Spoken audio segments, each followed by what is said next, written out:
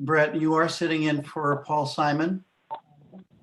Carolyn Howell is with us. And Aiken is on. Sarah, for the time being, and maybe just a minute or two, Mike Anderson is supposed to join us, but in the meantime. Okay, no problem.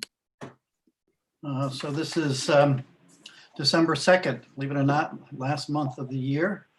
As I said, 7:02, and Board of Finance meeting for the town of North Stonington now in order. Next would be public comments. Okay, so if anybody from the public has a comment, please either raise your hand or unmute yourself and start talking.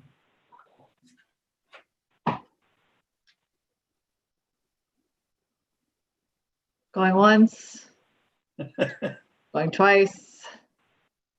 Hold your comment until the end. Okay. Oh, wait, Greg Howard just came on. Okay, great. Greg, nice to see you. Hi, guys. Sorry about that. I had a little trouble with my phone. I just wanted to basically just jump on your meeting real quick and just take a minute to introduce myself to those who I haven't met yet and let you know that I'm going to make my best effort to make as many of your meetings as incoming state rep, but also wanted to make sure that you had my contact information. If you don't, First Selectman Ergo has all my contact information. So if there's something I can help with, I'm happy to do that. Please reach out anytime. And thank you all for serving, and I hope you had a great Thanksgiving. Well, thank you for making that introduction. Happy to see that you are a Patriots fan. So we're going to move on to agenda item number 3, which is going to take probably a good part of our time this evening. As we talked last meeting, it's going to be a tutorial on our Open Gov, and that's going to be led by Christine Diaz. Christine, the floor is yours. All right, so I'm going to take you guys through 2 separate aspects. Oh, my house phone is ringing now. Sorry. I'm going to take you through 2 separate aspects of Open Gov. First, we're going to go through the transparency portal through our website, just so you can kind of see. So if people are asking you what they can see through the transparency portal, and then I created a login for Board of Finance for me to show you what you see in Budget Builder when we get to budget time. So first I'm going to start with Transparency Portal, then I can answer any questions you have on Transparency Portal, then we'll move to Budget Builder. So let me just share my screen.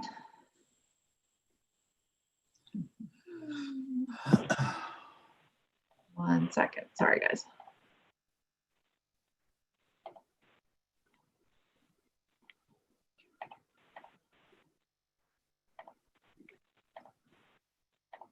Okay, so the easiest way for us to start with Transparency Portal is show people how to get there. So when you go to the main website for the town, you hover over Find It Fast, and then under View, you click the Open Gov portal. The first time you log in, it pops open a window that kind of explains to you how to read the report, which I'm also going to do right now. So there's 2 separate things that we have in the Transparency Portal. There's reports and there's stories. So the reports are the regular annual budget and monthly data that we upload to the site. And then the stories are more specific when we get to budget time. We create more of a narrative to kind of show people highlights of the budget and what we're focusing on for the year. So this was the story that we presented for last year's budget. And we'll do one as we get to the prior to the annual budget hearing. We'll present another electronic story, so people kind of have, in addition to attending the budget hearing, they have another way to look at the budget and see what the town is focusing on for the year. So let me go back to this. Okay. So the 3 reports, there is the annual report, which focuses on the budget and the actuals that were expended for the year. We have actual data in there starting for FY18. That was how far we went back, but the budget data is all the way back to FY15. On the, my menu's in my record. On the right-hand side, it has the breakdown of the departments.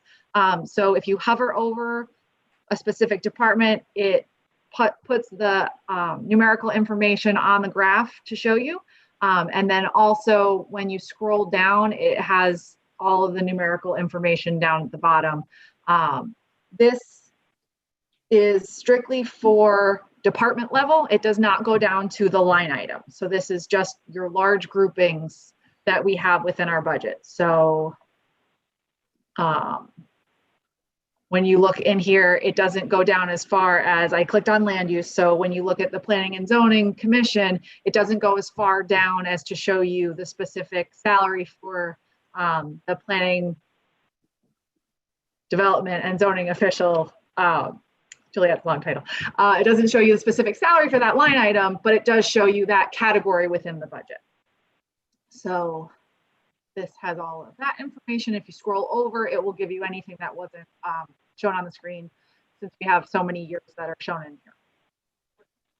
Okay, so the next report is the monthly report. So this is a report that we go in and we upload the data once a month, typically around the 15th.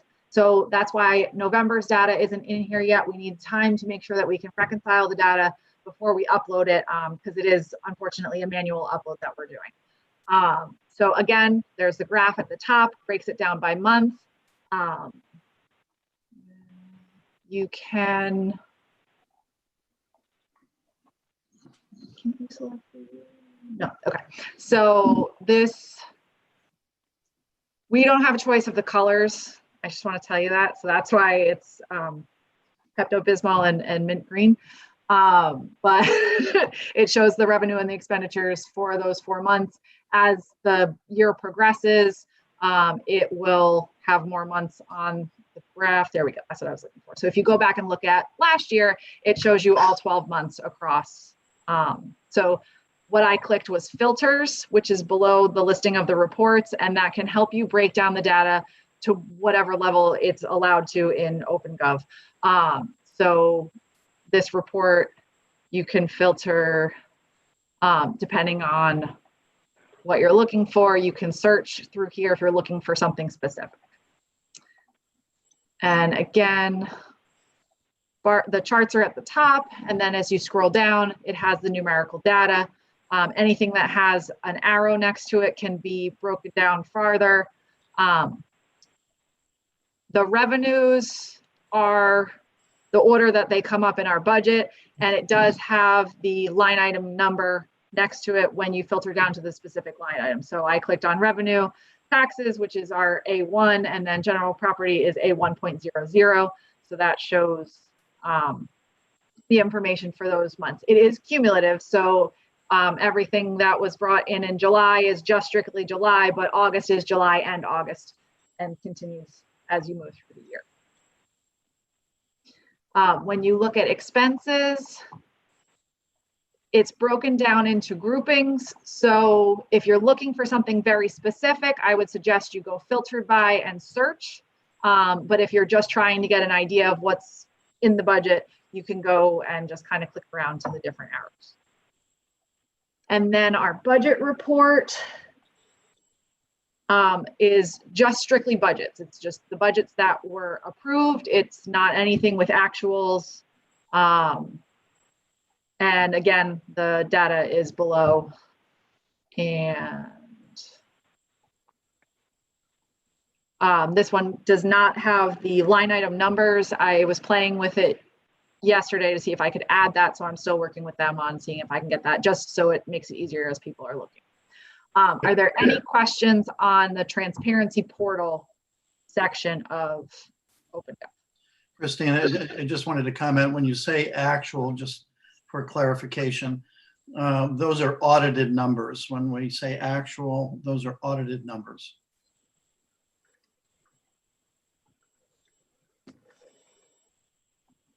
Okay, no questions? Oh, go ahead, Carolyn. Why is it that we can't dive down into the line items like it was presented to us originally? These reports, that's as far as you can drill down into them. The monthly report does go line item. So if you go into expenses, pick operating expenses, Wheeler Library, it shows you specifically B30.03, land use. It has the salary for the zoning, the planning development and zoning official, the salary for the land use admin assistant, and so on.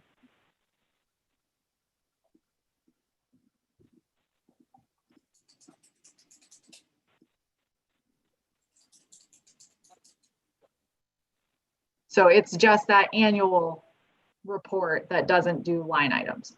So Was when you that- want, Is that a setting that they can turn on for us so you can no, see? it's the report.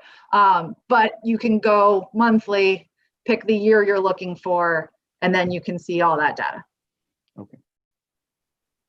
Do you understand that, Carolyn? What she's saying is you could pick out a month and then go to a line item. I understand the process of using the program. It's just, it was my understanding when we agreed to purchase this program that we were able to dive down into the line items so that we didn't have to go and ask for specific information, that it would be available to us. Carolyn, this is the line item. So what are you looking for more specifically? Like, so what goes into this line, like in QuickBooks, you can dive down until you get to the check level. Yeah, that's not a function of this report. Not this report, I mean the program itself. So is there a report that has that function? Not that we have. All right, anything else on the transparency portal? Okay, so I'm going to, can you still see my screen? Yes. Okay, so I've logged in as Board of Finance, a mock account that I created so that I can show you this information. We're going to be looking at the final budget for this year that we're in right now. So that's called FY 2021 final, and that's just the date. So every time we make a new version of the budget that the Board of Finance or anyone's going to be reviewing, we've created a totally new budget in Open Gov. So file names are dependent on the date or the data that went into that. So right now, we've sent out the letter requesting everyone start working on their budgets for the upcoming fiscal year 2022. So I've created a department request budget for FY 2022, and that's where the departments that have access will be putting their information in, and then town administrators will be putting it in for everybody else if they don't have access. Once that has been presented to the Board of Selectmen, then I'll make it so that Board of Finance members can go ahead and access what's been put in there. But as people are working on their input, we're just going to let them work in the behind the scenes. So how you got to this, on the left-hand side, it says budgets. If you have an option, I just let this account see this one budget, but if there's more than one budget in the system, it'll come up here with select a budget. So you would click that budget. The left side is the budget summary. It just tells you if it's a balanced budget, and you can hide that so that you have more room to see the information that you're looking at this time. The one thing that I want to note is that this is a snapshot in time as far as the actuals for the current year. And for this, it's the prior year. But so I've already started the budget process for the new fiscal year. So when everyone's looking at the actuals, it's not the actual amount that's been spent to date. It's only the actual amount that's been spent till I created that file. So if that makes sense. So when you're looking at it in March, it may only have expenses that have been used through October. So that's something I'll remind you when we're looking at budgets in the spring, but I just wanted to put that out there. So the actuals on here are not accurate.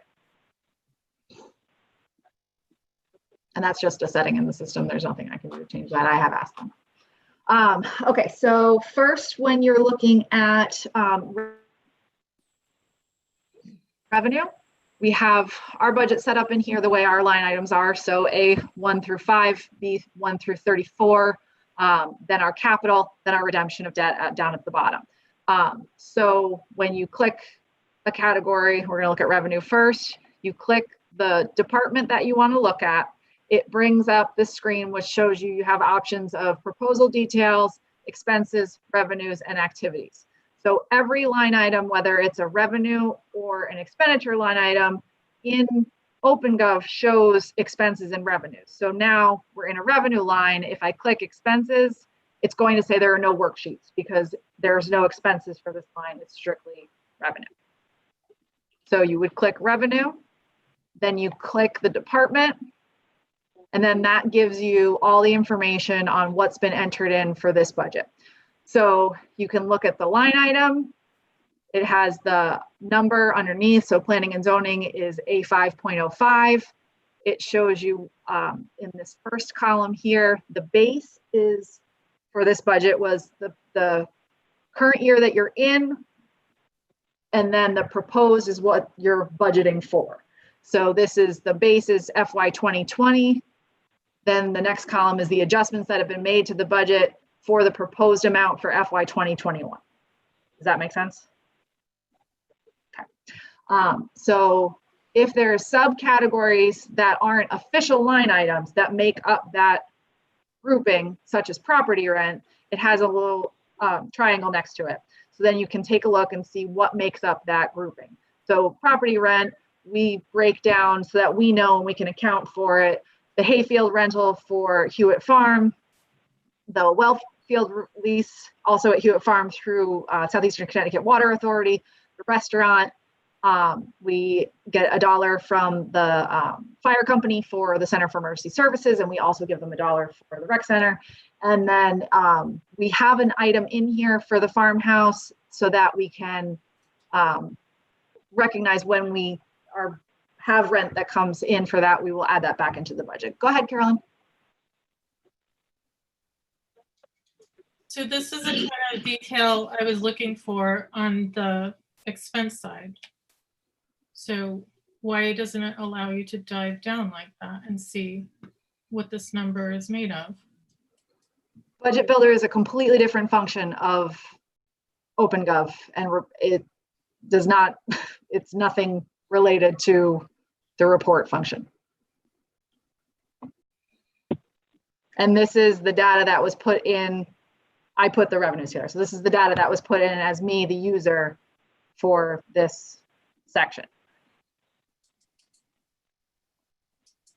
So everything in Budget Builder is driven by the person that's putting in the data. So I'll show you some things as we go through on the expenses side to see how the different departments put things in.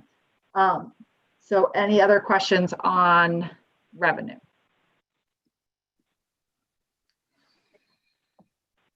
Okay. So to go back, you click the name of the budget, it brings you back to the general listing. So when you want to go with an expense line, so I'm just going to pick the town clerk. So B10. So our town clerk, Antoinette Pancaro, she put in a lot of detail here in her narrative. So that's what this summary is. When we were looking at the revenue, there was no information in there. This is only in here for people that have access to Budget Builder. So when I was talking at the last meeting about additional things that the Board of Finance can see if they log into OpenGov, these are the items I was talking about. So the Board of Selectmen, when they're reviewing the budgets, if they have questions, they can look at the proposal details here, and then they can also look if there's details in that description line. So Antoinette put a lot of detail in her proposal details last year, but when you look at her expenses, she doesn't have anything in the descriptions. And that was her choice. That was how she decided to represent her budget in here. Her line items are very self-explanatory: office expenses, land records, records restoration grant, and ordinances, whereas some of the other expenditures need a little bit more explanation. So when you click on expenses for any of our line items, it's broken down into operating and personnel. So if there are no personnel for a particular category, that doesn't exist. It'll just say operating, and vice versa if it's just a personnel line with no operating. So I'm just going to show you another grouping just so you have an idea. So if we go to the town attorney line, again, no proposal details, self-explanatory, it's town attorney. Expenses, there's only operating expenses because there's no personnel. And when you click operating expenses, it just shows you that we had a 67% increase to make it 30,000, and that was explained when we went through the budget. I will also show you Rec Commission.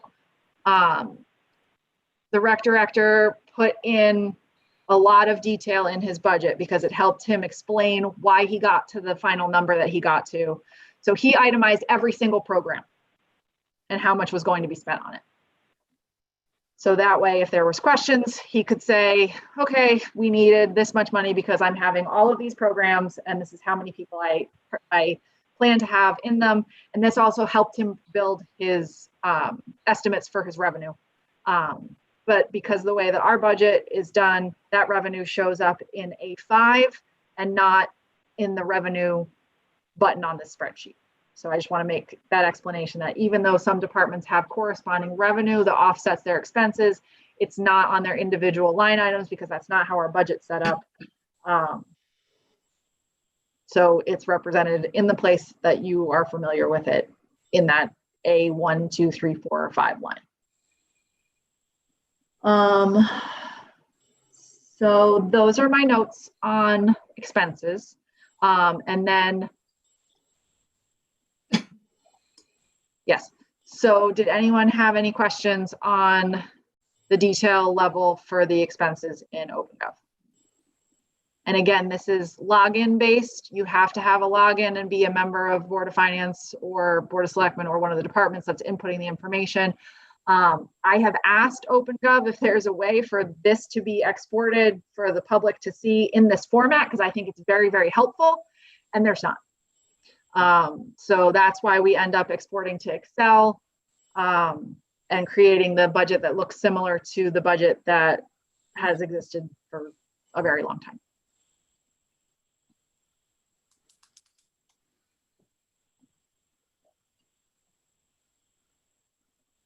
Christine, why don't you bring out points that might be helpful to the Board of Finance members in terms of budget process? How does OpenGov become relevant?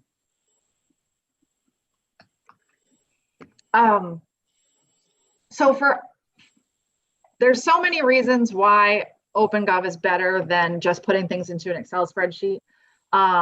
When we're doing the calculations in Excel, it's left to human error. If something wasn't put in, if somebody put a formula in wrong, then it might not all calculate. The way that OpenGov operates, you can take the line item and just put in the 2% contractual increase for our staff, and then it'll automatically calculate it. And on this side here, as I said before, it shows you if the budget is balanced or what the difference is. And it gives everything in a uniform way. So I've been speaking with some people in town, and they're asking if there can be a uniform way that everyone submits their budget. And we already have that, because in OpenGov, everyone goes in and they put their information in the same way. And what I also include for viewing of Board of Finance and Board of Selectmen is any of the supplemental materials that were submitted by the departments. So the fire company's budget, if people have specific questions on what makes up their line items, they can download this spreadsheet and take a look at what was presented by the fire company. If they forgot what was in the presentation they give whenever they give their presentation. Carolyn? So is there a way just to make like a dummy person like John Q. Public or whatever, that anybody from the public could log in under that login to see what we see? And that way they would have more information? I think so. I think we could probably do that.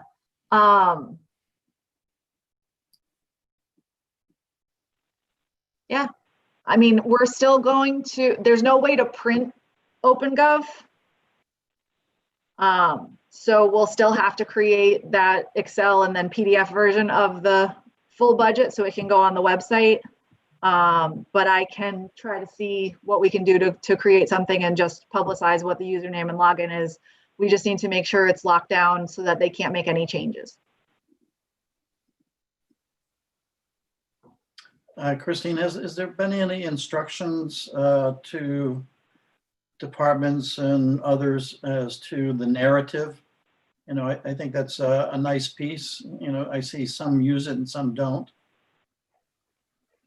So the direction that we've given the past 2 years with using Open Gov is this is your opportunity to sell your budget. Any information that you feel is important for the Board of Finance or the Board of Selectmen to have when they're reviewing your budget, please make sure you're included in your proposal details.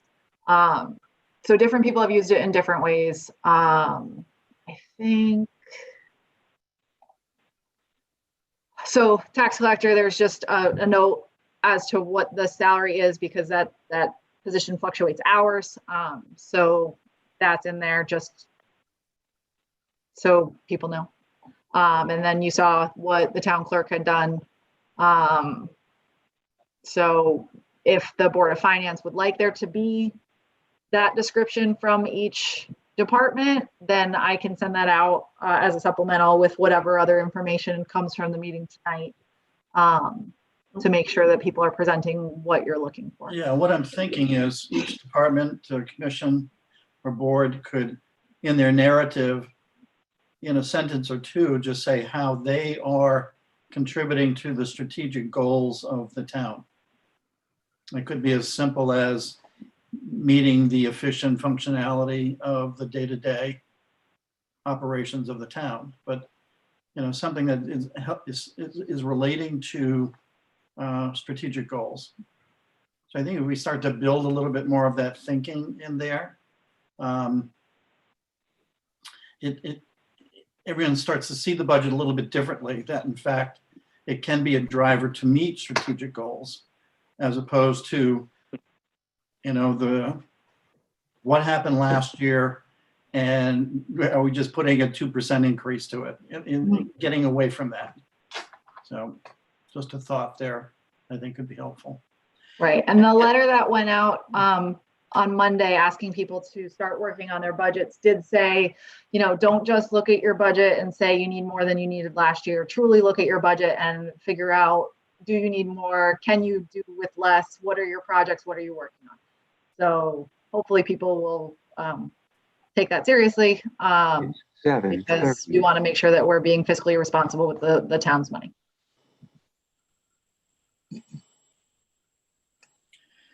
Yeah, I think everyone has to understand that Open Gov, we are uploading information from, I hate to say it, other systems in order to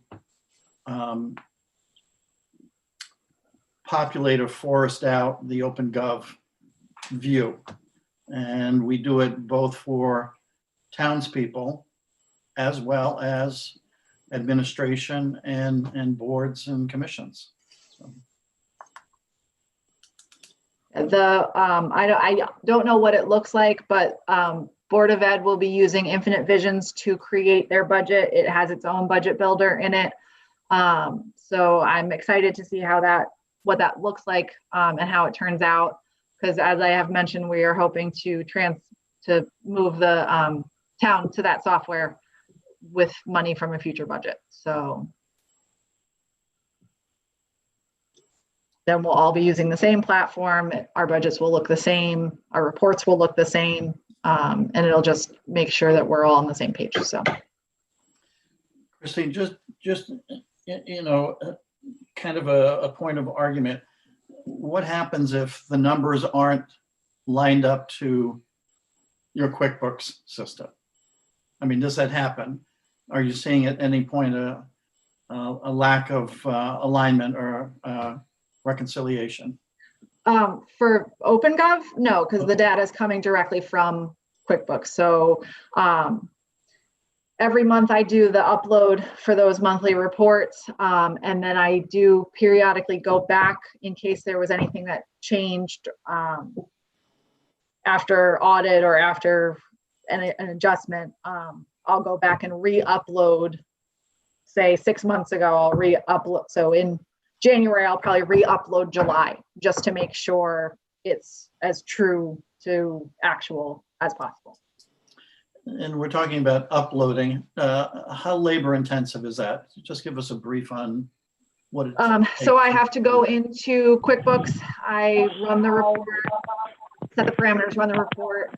I have to then open the report in Excel, open another report that was created for us by Open Gov in a separate Excel, copy the information, run filters on it, copy the information into a new spreadsheet, go into Open Gov, upload the file, wait till that uploads, add it to the data set, wait till that uploads, then go in, and if there's any new line items, I have to go into our chart of accounts in Open Gov to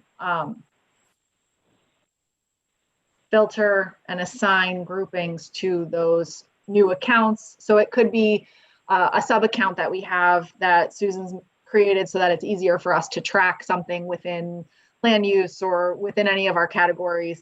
So it's not a true line item, but it's a subcategory within that line item in QuickBooks, which helps us track a lot of different things. So now you have to make sure that matches in OpenGov.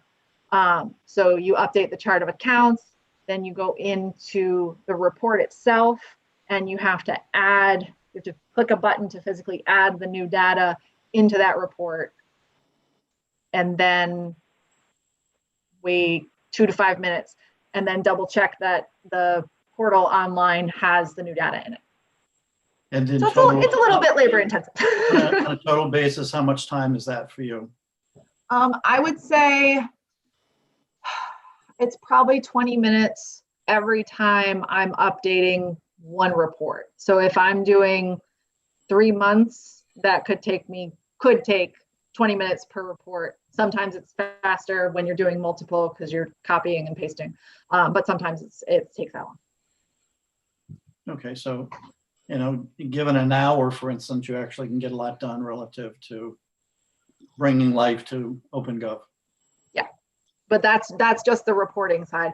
Everything that we're doing when we get to the budget, when I have to take this format, which is very user-friendly and very easy to view electronically, and then download it to an Excel file and then start manipulating it so that it looks like what everyone's used to seeing. The first time I do that for the year, it takes 3 to 4 hours for formatting. And then every time we do a new version of the budget, I have to do it all over again because you're not changing that original file because you want to make sure that you're getting all the correct data from OpenGov and you're not missing anything. So you have to re-download the whole file again and start over. And a lot of it's just the simple formatting things of adding boxes and adding shading and coloring.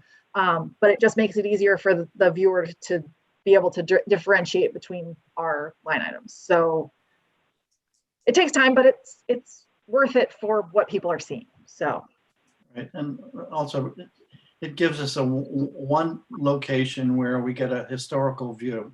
Mhm. Where anything else we do, it's not that easy. I think Brett has got a question. Christine, I asked at the last meeting and you were going to look into it. How long was the contract that we have with them, or is it monthly?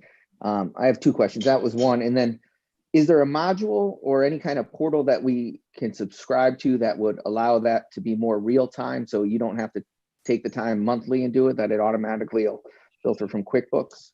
no. So QuickBooks is not a sophisticated financial software. Right. Most towns do not use it. So they don't really have anybody that specializes in QuickBooks that works there. So we kind of work through problems together. And it, yeah, there's no automatic upload. We tried to work with them to get that to work, and it just, it won't work with QuickBooks. So the other accounting systems, like the one the school just signed up to, that would be more real time. So that Yes. you wouldn't have to go back and forth with it. It would almost be a daily. People would be able to see where money's being spent or revenues coming in. Okay. And did you Yeah. look into the contract? I have it on my list. It's on my Okay. calendar on my tasks. So I will make sure that I look that up tomorrow and I will email the Board of Finance members to make sure you have that. I am almost positive that it is a yearly renewal, that we're not locked in for a specific amount of time, that we're guaranteed a price for a certain number of years, but we are not required to renew. Okay, great. But I don't know that That's what I 100%. recollect as well, but we need to validate that. Yep. Um, So I apologize. I meant to get it done before the meeting today, but I will send that out to everybody tomorrow. No worries. I know you have a lot going on. Thank you. Carolyn's got a question. When you reach out to them tomorrow, would you mind asking about the detail and the line items for the expense side? That report that's not that report, Carolyn. I'm not reaching out to them. I'm going to the filing cabinet and pulling out the agreement that we have. Okay. If there's other reports that you're looking for, I'd have to talk to Mike. These are the reports that the town runs. So You just ask the program, Open Gov, if they have a report that would do that? I have to talk to Mike. So Mike Ergo? Yes, for Selectman Ergo. Okay. Carolyn, do we have a counter on it so we can see how many hits? How many people are viewing OpenGov or? So I can see it in my view. So I'm going to stop sharing and log out of that view and log in as me. And then I can then reshare it.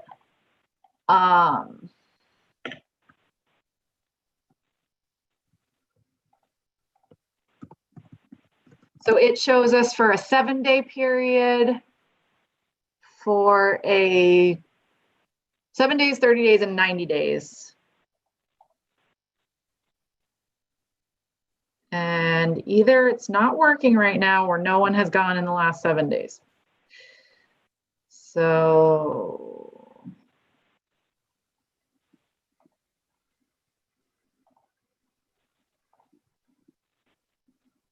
okay, so this is the statistics for the last 30 days. You can see the screen, right? Yes. Okay. So 17 people in the last 30 days, the average duration of time that they've spent on it, how many visits we've had per day, and then the top 5 locations and where people are getting, how people are getting to our portal, whether it's through our website, apparently Facebook, and the day, because I think there had been a newspaper article that referenced it. And then this shows you new versus returning users. So if you go to 7 days, my guess is with the Thanksgiving holiday, nobody was thinking about OpenGov, and that's why we had no visits in the last 7 days. I Honestly, was on there today. that's weird. So maybe it was because it was today, because that won't be tracked until tomorrow. But we, generally speaking, do not have a ton of traffic during the non-budget time. And then as we talk about budget and finances and get closer to the end of the year, I don't know why it's not working. I clicked 90, it's not working, but that's okay. As we get closer to that time of year, people are more focused on the financials for the town. So I think one of the things that Mike could do on his weekly is just, whether it's weekly or otherwise, just in a very frequent way, mention OpenGov and, what it presents for the residents of the town. I don't think it would hurt for them to get more of a view. okay. Another question. I know when OpenGov, the town first looked into it, it kind of went through quickly and things like that. But I know it, if you look at the website, it talks about it's a full financial package as well, where, we could do our accounting on it. Is that, Christine, did you ever look into that now since you've been utilizing it a lot? And is it something that just doesn't work for us, or? So it's not something that I've looked into because it's a major cost. Switching to any new financial software has a major cost. Before we knew the school was going to have to transition, I started thinking about where else we could be looking, either for a new budget building platform that might be a little less expensive, or a new financial software. But once we knew that the school needed to move their software, then we started working with them, and I went to the same presentations that their budget manager went to, so that we could see if it was going to be financially feasible for the town to transition when the Board of Ed did, which it wasn't because it wasn't in the budget, but now we'd like to be on the same software as them, just so that we have continuity between the two sides. Okay, thanks. And I think, as I remember the initial discussions and looking at some competitors, there wasn't another one that had quite all of the pieces that Open Gov presented, even though we took down kind of a stripped down model, if you will, from other functions that could be added on to our contract. This year, I actually did a 20-minute presentation. It was supposed to be 20 minutes, turned into an hour, with ClearGov, a competitive software for OpenGov, and just to do the transparency portal and the budget builder like we have from OpenGov. I want to say it was about $20,000, and we're paying $13,000 for OpenGov. So I figured I'd talk to them because he kept calling, and I just wanted to know, because you guys signed on with OpenGov before I was hired, so I didn't know what kind of process happened, and so I just wanted to see, since he kept calling, what the cost would be to go with someone else. And it was a lot more expensive, and they offer a whole suite of things just like OpenGov does that we don't pay for. So just the bare bones of what we're currently doing was more expensive with them. And that's just one company, but that's someone I've talked to. Caroline's got another question. So Dan, maybe you could ask Mike Ergo if we could request that we have that access to that line item. I mean, if it's available within the software and we're paying $13,000 a year for this program, we should be utilizing it to its maximum capabilities to help everyone understand where our money's being spent, in addition to building budgets for the new year. I think Carolyn was saying, though, on the report side that we were looking at, that it was not available anyway. Is that correct, Christine? The reports that we have don't go down to the check level. She didn't say that it was not available. We don't know if it's available. I asked. Sure, we can make that request. Yeah.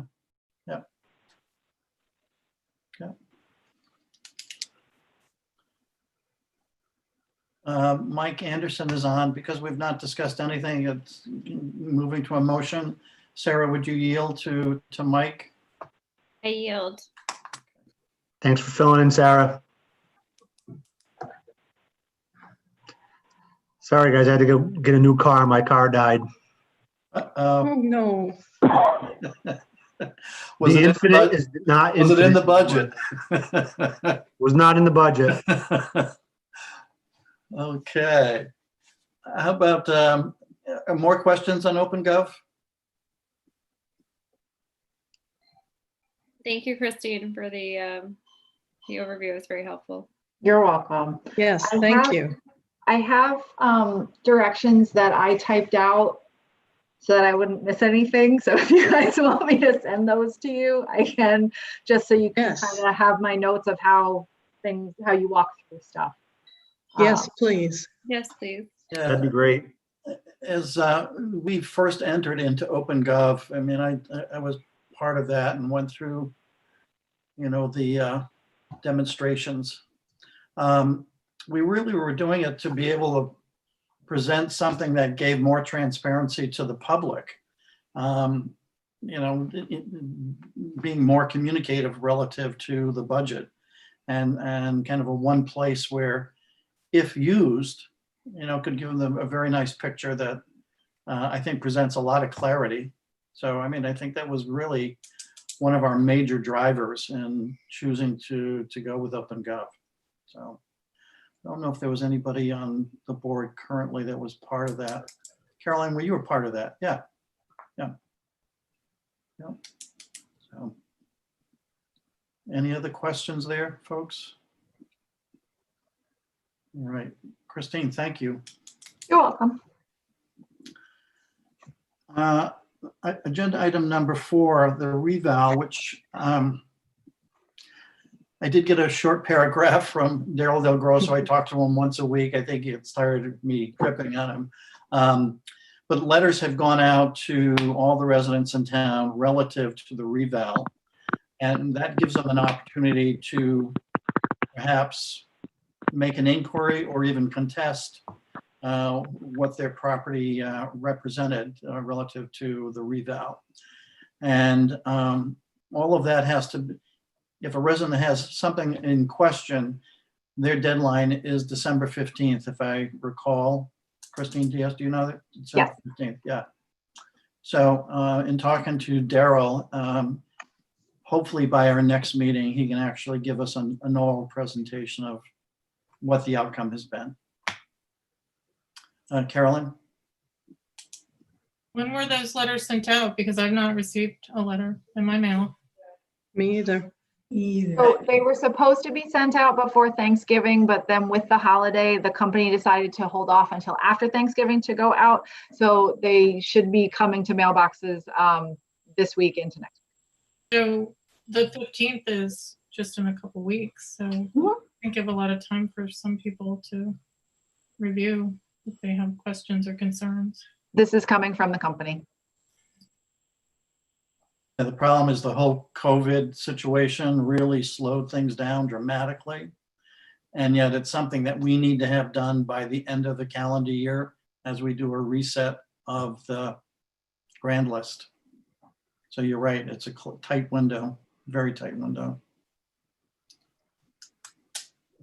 The other thing they do, and I think I mentioned in our last meeting, all permits that were issued out, they do a revisit on those sites that had permits out to see what was being done. I mean, is the garage now built? Is the addition now on? And that's going to affect their assessment. So more to come there, but it's an important piece for us to get a view of because of its importance to the grand list. Okay, agenda item number 5 is the Board of Finance policy reviews. I haven't seen any drafts come back. The only one that did come in was from Ann, which was on transfers and appropriations. Dan, I sent you actually I sent the whole board the undesignated fund balance one yesterday. I don't know if I saw it, Dan. And Yeah, and it's Sarah in the mail now. sent out, I just got something from Sarah minutes ago. oh no, she sent this out like a week, 2 weeks ago. Yeah. Sarah, you were assigned which one?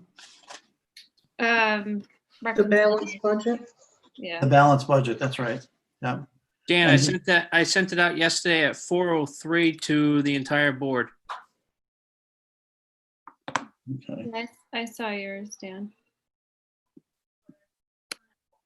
I received it. Yeah, I've got it.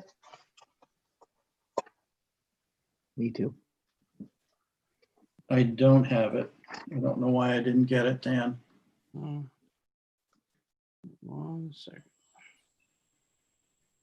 I didn't get it either.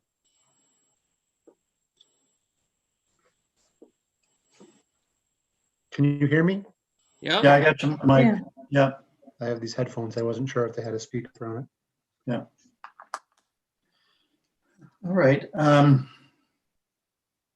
Has everybody addressed theirs? And Dan, I'll catch up with yours. I mean, I don't know why. I just got yours, Dan. Yeah. Yeah, I'm looking. So I'm what I looking did at was the something over. I email. just got it.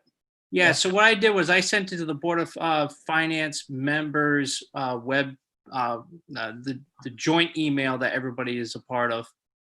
But for some reason we've had this problem before where we've used that email kind of like that group email that kind of sends it out to all 8 members, but only some of them get it. Yeah. So I don't know if that's an IT thing, you know.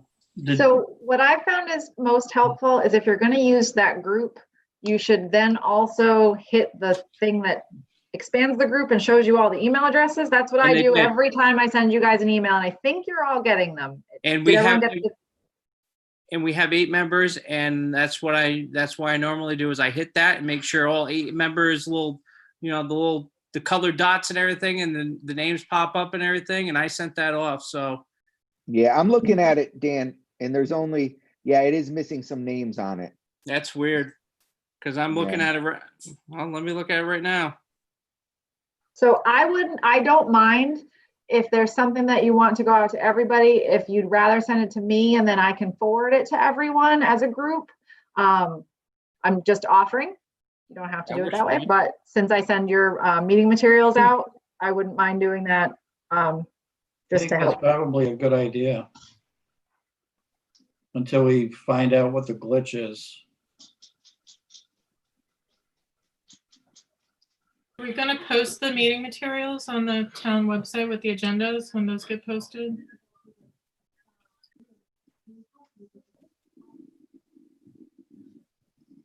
Sarah, I was just looking for yours like 2 weeks ago, and I don't have yours either. I have Okay. Sarah's. And I can Sarah, resend Sarah, it. what did you just send to me just like a little while ago? Was that the same or something different? No, it's something different. Okay. It was based on a discussion we had at the last meeting about a template. So I was sending okay. across the template. All right, I see template mentioned in the header here. Okay. Just so that we know Andy? that everybody gets it, for those who have had the assignment, get the information to Christine Diaz, and let's get it out that way. And I apologize for this. I honestly had a sense that nothing was happening. So, I'm happy to hear that. Okay, something is happening.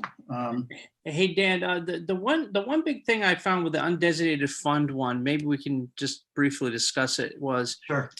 do we want to base it, we all talked about having a high and a low. Do we want to base it off of a month of bills, of a time period of months, or do you want to base it off a percentage? I based it off of, all right, you have 2 months worth of bills and a max of 3 months worth of bills based off the audit report. Yeah, my own sense, I mean, just doing this historically, if we used a percentage, because our budget, and you saw it on Open Gov, our budget doesn't look like it did back in 2015. Correct. So Dan? by using a percentage, you're keeping it aligned to whatever the level is in the new budget. Yeah, and If we go with months, then we don't have to change anything as the budget changes, as the numbers change.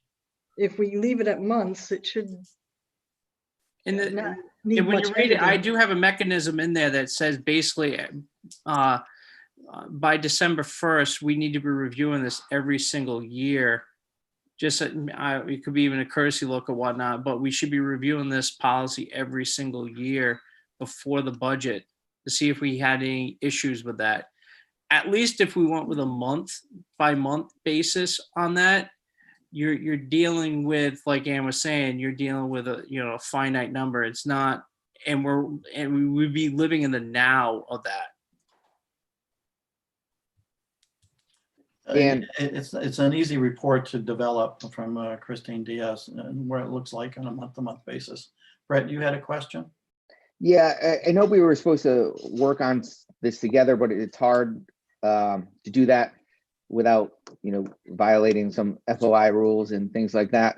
I also just forwarded everybody Dan's email, just so you'd at least have it in case it takes some time.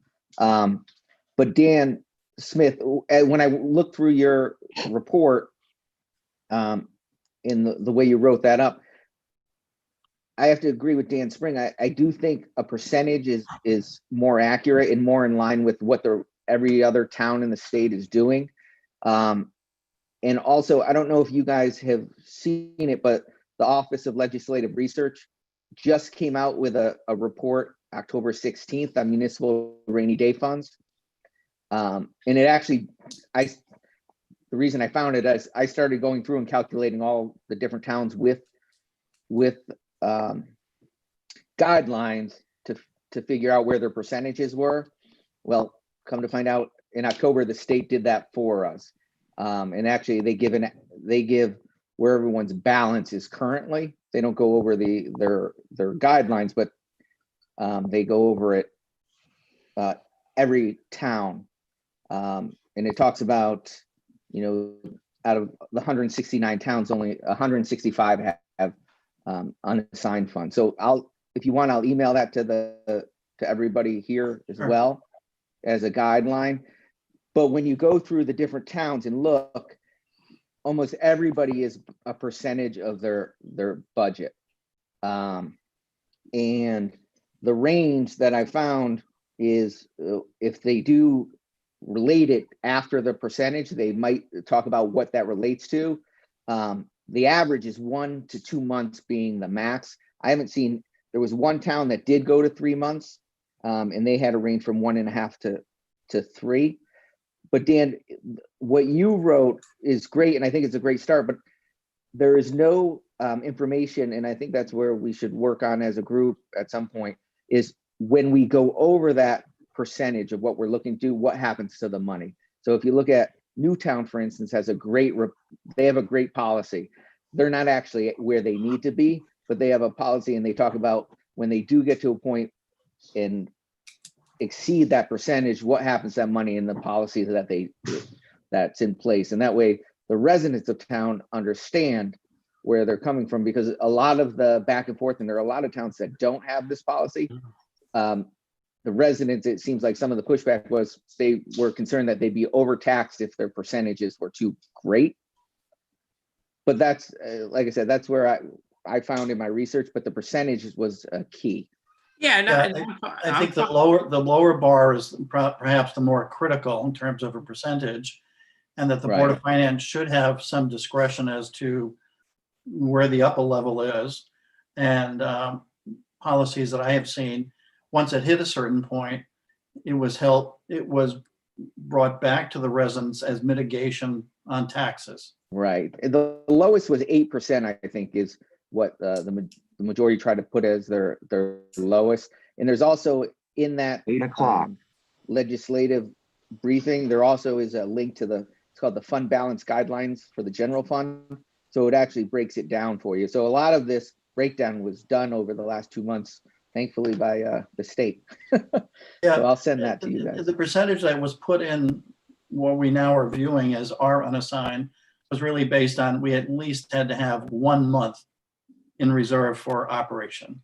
I mean, that's where the number came from. So Dan, Sarah was up first, and then I'll come back to you, and then Ann. Go ahead, Sarah. I remember on one of the Board of Finance meetings last year, we lost revenue because of a change in tax status for forestry land from the tribe. I'm just curious how often things like that happen. Obviously, not that we have that exact example, but how often we have those scenarios, and what was that, just to gauge some sort of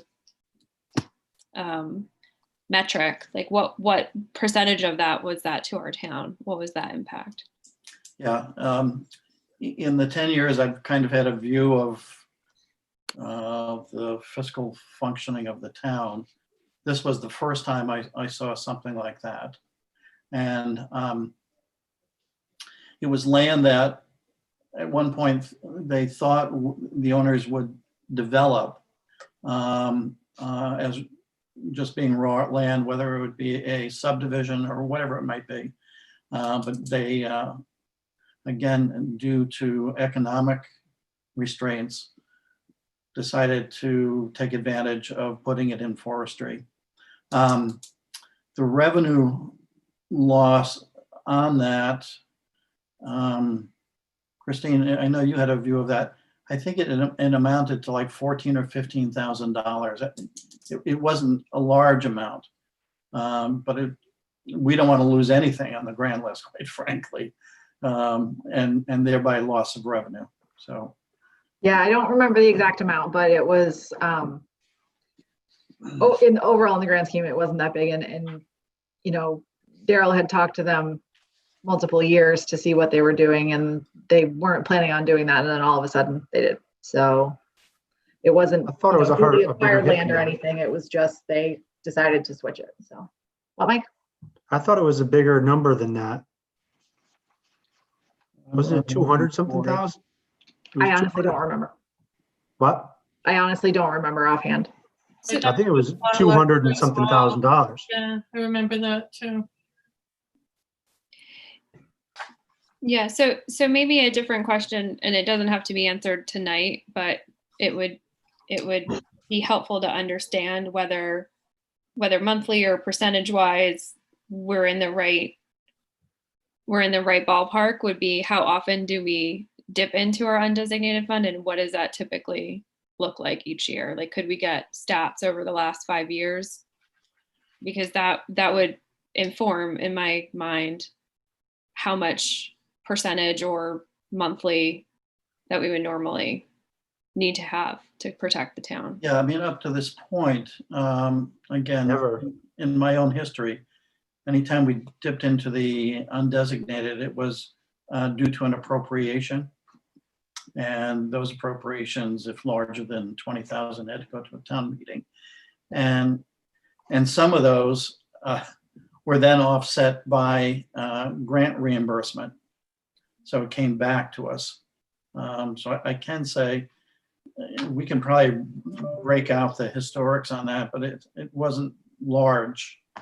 And the largest that, in my own view, has been what we did this year in terms of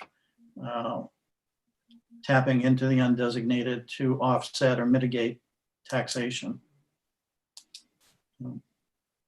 But we can develop that, Sarah. I'm pretty sure that would not be difficult to do. Dan Smith, did I promise you next after Sarah? Yeah. Yeah, but Ann could go. I yield to Ann. Okay. Oh, I was just going to say that Dan does have a provision in here for what happens if we exceed the upper limit. So he has that covered. Okay. I have it basically, just to add to Ann, I have one that basically says we have to have if we fall below, we have to come up with a recovery plan within 30 days of notification that we basically have violated the lower barrier of that. Mhm. And also it kind of gives them a mechanism. If we go over that, it has a mechanism for that. So Okay. it's All right, I'm more sorry, of a I missed that wordsmithing part. type thing. Okay. In that I just got it, I think what we're saying, okay, we're all going to review it and bring it forward at our next meeting. Caroline, were you next, Caroline? Oh, Dan, I'm sorry. Go ahead. Yeah, the other thing was we had the loss of outside revenue policy, and as I was reading more into the undesignated fund balance, when you read this policy that I just sent out, the first paragraph on the second page pretty much covers what that's main intent for that. There's really no state statute out there that clearly defines anything. I talked to a couple other Board of Finance members that, from, way back, and it seemed like that policy was either a Bob Testa holdover, or it was more driven towards the Board of Education in case they lost ECS money than anything. So I think if we got rid of the loss of outside revenue policy and we just kept what we have, kind of covers us, and we're committed to having we have to have a balanced budget. So Yeah, I think that's what I'm throwing out there.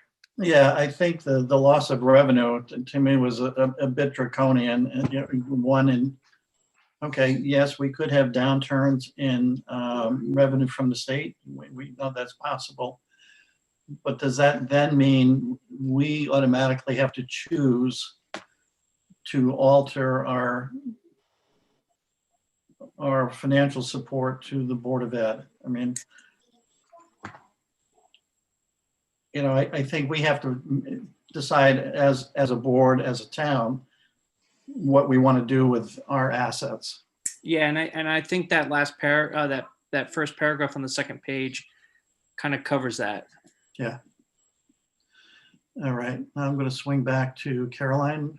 You had something? Yeah, what I recall is at the end of our last fiscal year, when we found out that we were not going to get all of those tax dollars, I guess because of the change in the land, because Mashantucket, didn't the tribe change it to forestry? And isn't that why we drew the money from the undesignated fund so that the taxpayers wouldn't be impacted negatively? And I thought it was over $200,000, unless I'm mistaken. I honestly don't think it was that high. I have to go back and look. But there were a lot of different factors that went into play as to why we had less revenue. Because we had one-time revenue sources that were in prior year budgets. We had less that we were doing for deobligation of debt than had been done in prior years. So I think it was just compounding factors and the addition to the redemption of debt that we needed to do.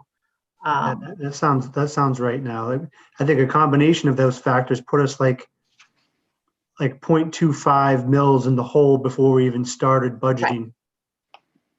Yeah.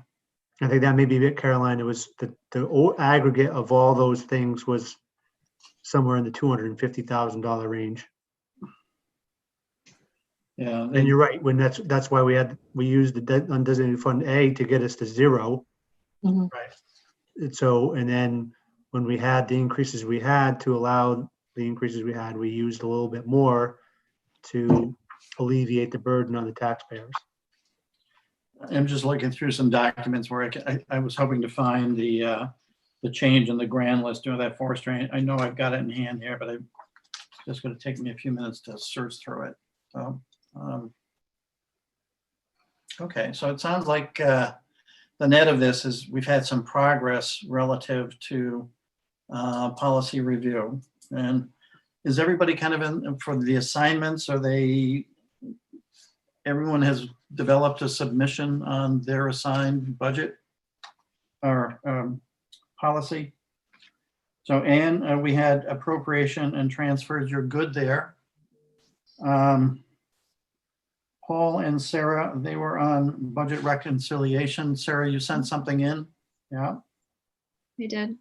I never got Sarah's, so if. Yeah, I didn't either. I think, I'll I don't know if she- resend it to she did. everyone. Send it to maybe to Christine, and Christine can distribute it.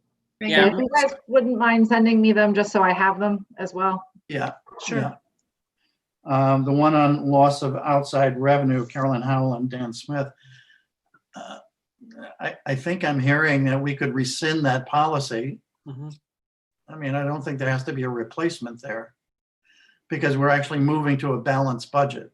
And actually, I was talking to Carolyn about it, and we were talking about maybe having a balanced budget policy, but we right there in our thing said the town of North Stonington is required by state statute to adopt a balanced budget each fiscal year.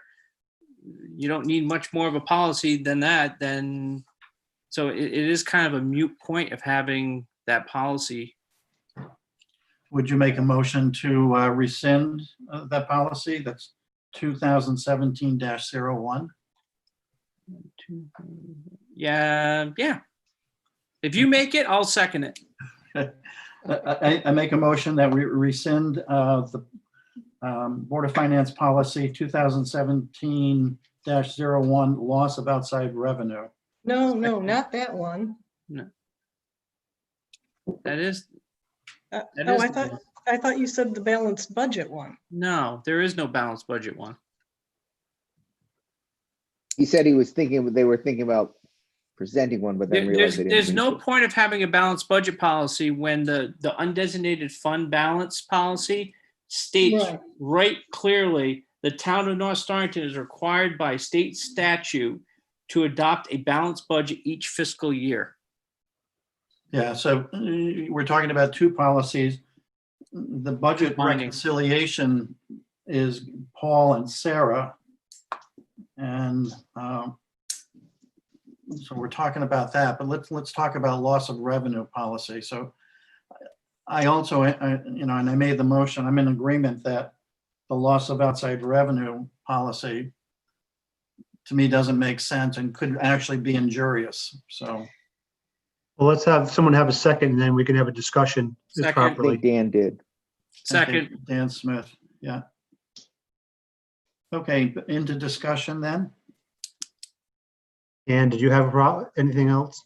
Well, the one reason that I like that policy is because I have heard over and over and over again that you cannot cut the school budget. It's unlawful to cut the school budget, and the MBR policy, the state MBR policy, clearly states that you can cut that budget, and having the loss of revenue policy enforces that in people's minds. Dan Smith. yeah, because our town is a town meeting form of government, we are run by state statute. So even if we have a policy to be even more stricter than we are run by the state statutes and ordinances. So by having it, saying that we're basing off of everything and being a balanced budget, and if the state per statute is allowing us to cut the Board of Ed per their state statute, well, then we're legally, we're legally within the right to do that per the state statute. We don't need a policy to enforce a state statute.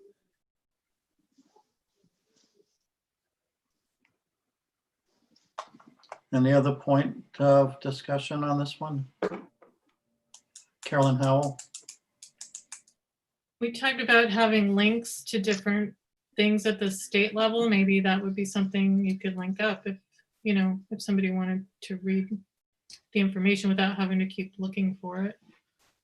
Perhaps. I don't know. No, I think that's a good thought. I think we all agreed that, developing those links would be helpful. As we agreed on these policies, if there was a link that brought more clarity via state statute, we would have that link. Can someone email me that, the loss of outside revenue policy? Do you want me to screen share? Sure, it? please.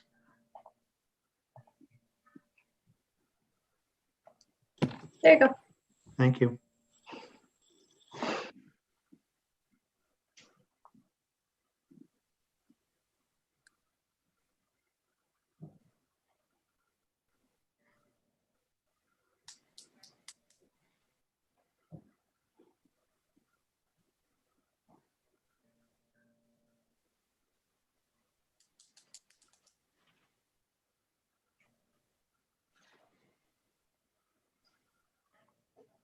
Yeah, I don't agree with this policy at all. We have to look at all of the departments, and you might have to rob from all of them a little bit in order to balance a budget from a decrease in one. I don't, I remember seeing this, and I just, I don't think that's possible. I mean, to enforce this policy where, Dan, correct me if I'm wrong, but there's only so much you can lower the Board of Education budget based upon the previous year's budget. Is that correct? Right, and there's specific criteria. The main one is a change in demographics. Right, so we could run afoul of those things if we have to enforce this policy. Yeah, and the other thing I would say is, you could have loss of revenue, and I'm talking in a broad brush here, where the Board of Finance should have the power as to, okay, what is being met by our budget? I keep talking about this. so that we have we don't want to take away the authority to maintain our budget as we see fit in meeting the functionality and the efficiency of our goals. And I think this policy actually could hurt us. And it's really overlapped by, and Dan Smith brought it out, by a balanced budget, which we are governed under state statute. And further helped by the policy that we're gonna, if we do adopt it with regard to the undesignated fund that, as Dan said on page 2, where it's that's what the balanced budget is there for, to help cover any unexpected loss in revenue and or Right. from the state or otherwise. Yeah, and I know over all our meetings and years, I've talked about how everything is linked. Well, in the unassigned, by allowing that to build as we have, it then gives us leverage to move if we have to offset loss of revenue as we have already, without disrupting what we want to have happen for the town. So by having that unassigned at levels that we have it, we have a resource. That you never know when it's going to show up, that bump in the road. But because we've built it up, we have that to help us to mitigate. So. Dan, you have hands from Brett and then other Dan. Yeah, I'm not seeing you, Brett, so I'm sorry. Go ahead, Brett. No problem. This policy is a tough one because I can see both sides of it. It's tough to mitigate a loss in revenue from a department that didn't know it was coming, and having to try to make up for it.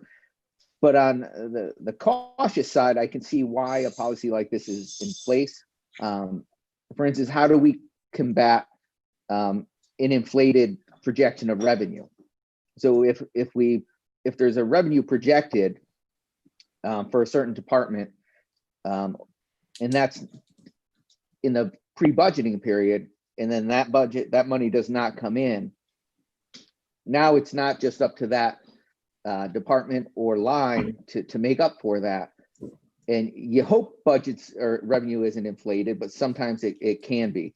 I mean, if we look back to last year's budget, initially, there was an accounting for having potentially 10 students come in from out of district, which if that was in one department, that would be a little different because it's not in a department. But if a department did overinflate their revenue forecast and then it was decreased, now other departments might have to account for that. So that's where I can see where something like this or maybe some wording in that regard makes sense. But it's also, like I said, this is a tough one.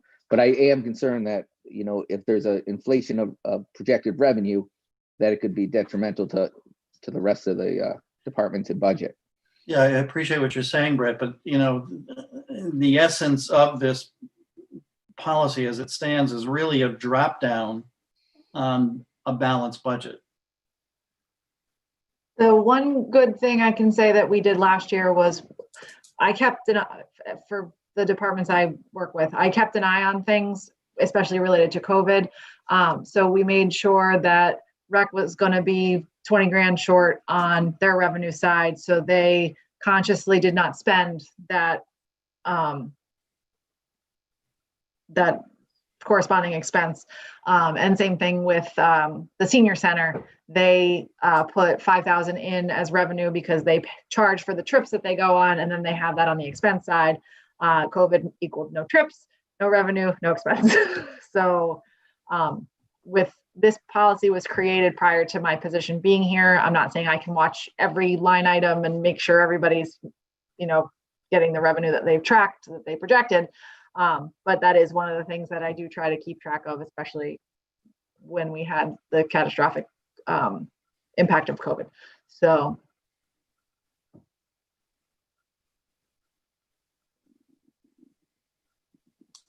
Dan Smith, did you still have something? Yeah, in that last sentence for that paragraph on page 2, it says, if revenue is less, the additional appropriation or other action shall be taken to offset the reduction in intergovernmental revenue.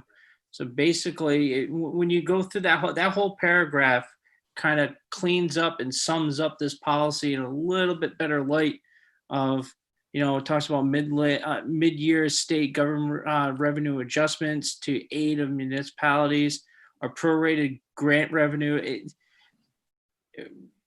If you read that paragraph, it kind of cleans it up and kind of takes the risk of saying, hey, basically the Board of Finance, go balance the budget the way you see fit.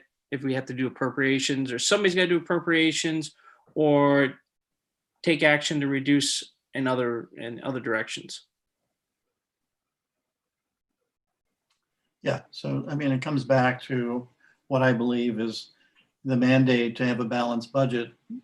Actually, some of the essence of this policy is within that. That becomes our responsibility.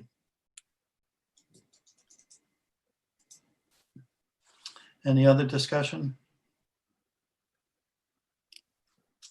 All right, why don't we bring it to a vote? And again, this is to rescind this particular policy.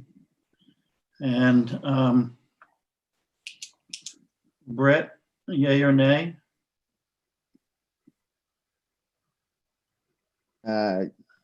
Yay. Dan Smith, Yes. Carolyn Howell, Yay. Ann Aiken, Nay. Mike Anderson, Yay. and Dan Spring is a yay. So this policy is rescinded by motion 5-1-0. Excuse me. Yeah, 5-1-0.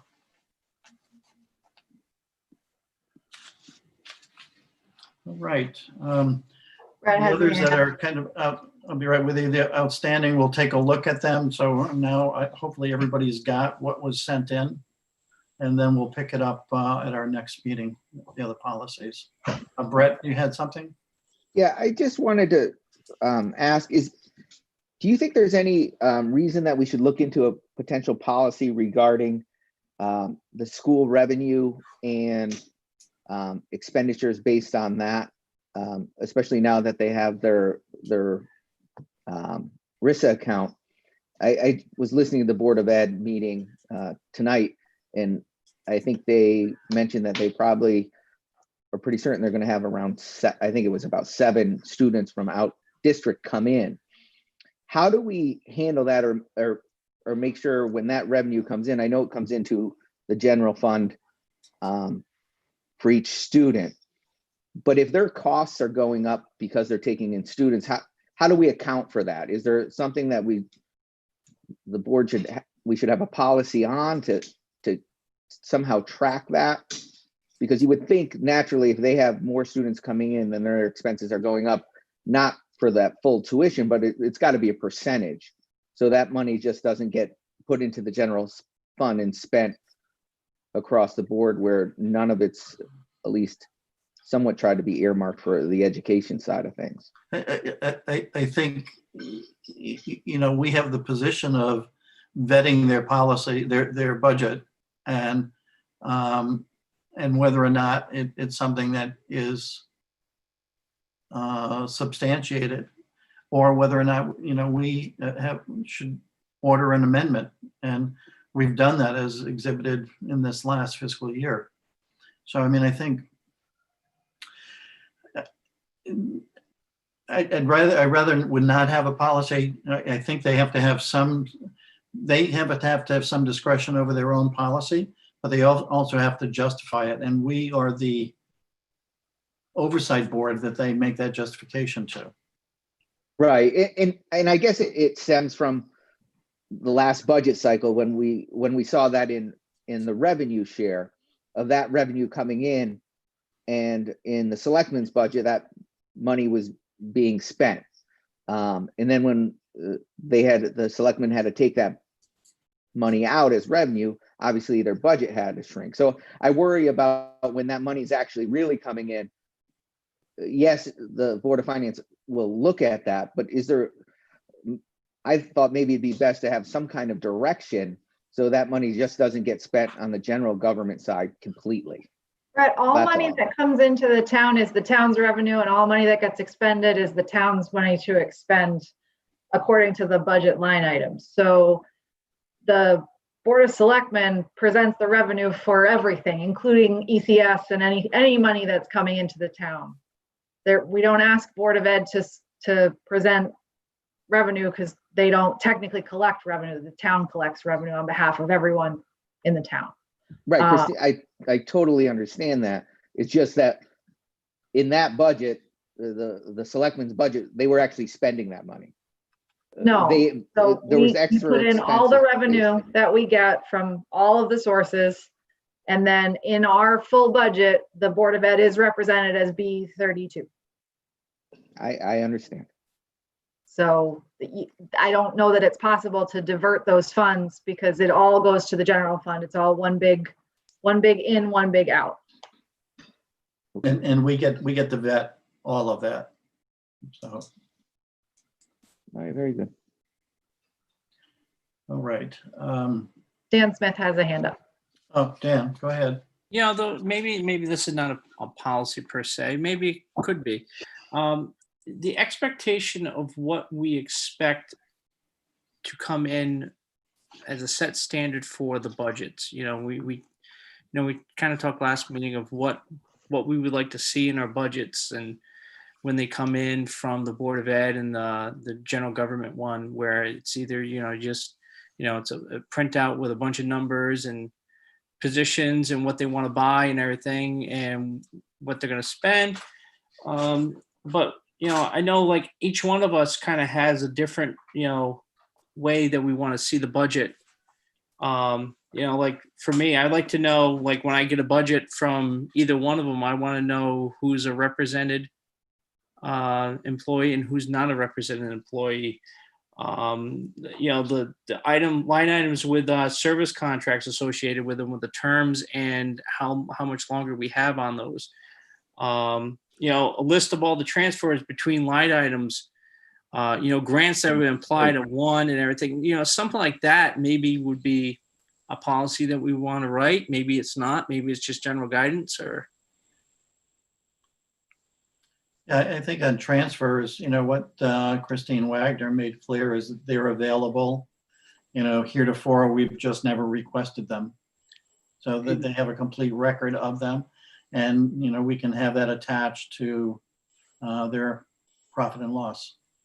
But it'd be nice that like when we actually go out, when the call to get the budgets ready, they have that call saying, hey, every single year, this is what the Board of Finance is truly looking for. They were looking for this per their policy. And nobody can say, well, why are you picking on me, or why are you picking on them, or vice versa. It's our policy. It's our set standard. That's what we're looking for. I'm just throwing it out there. I'd have to think about it. Sarah? Yeah, I agree with Dan. I think if there's some sort of way to standardize how we receive, even if it's a template cover. I did draft one up.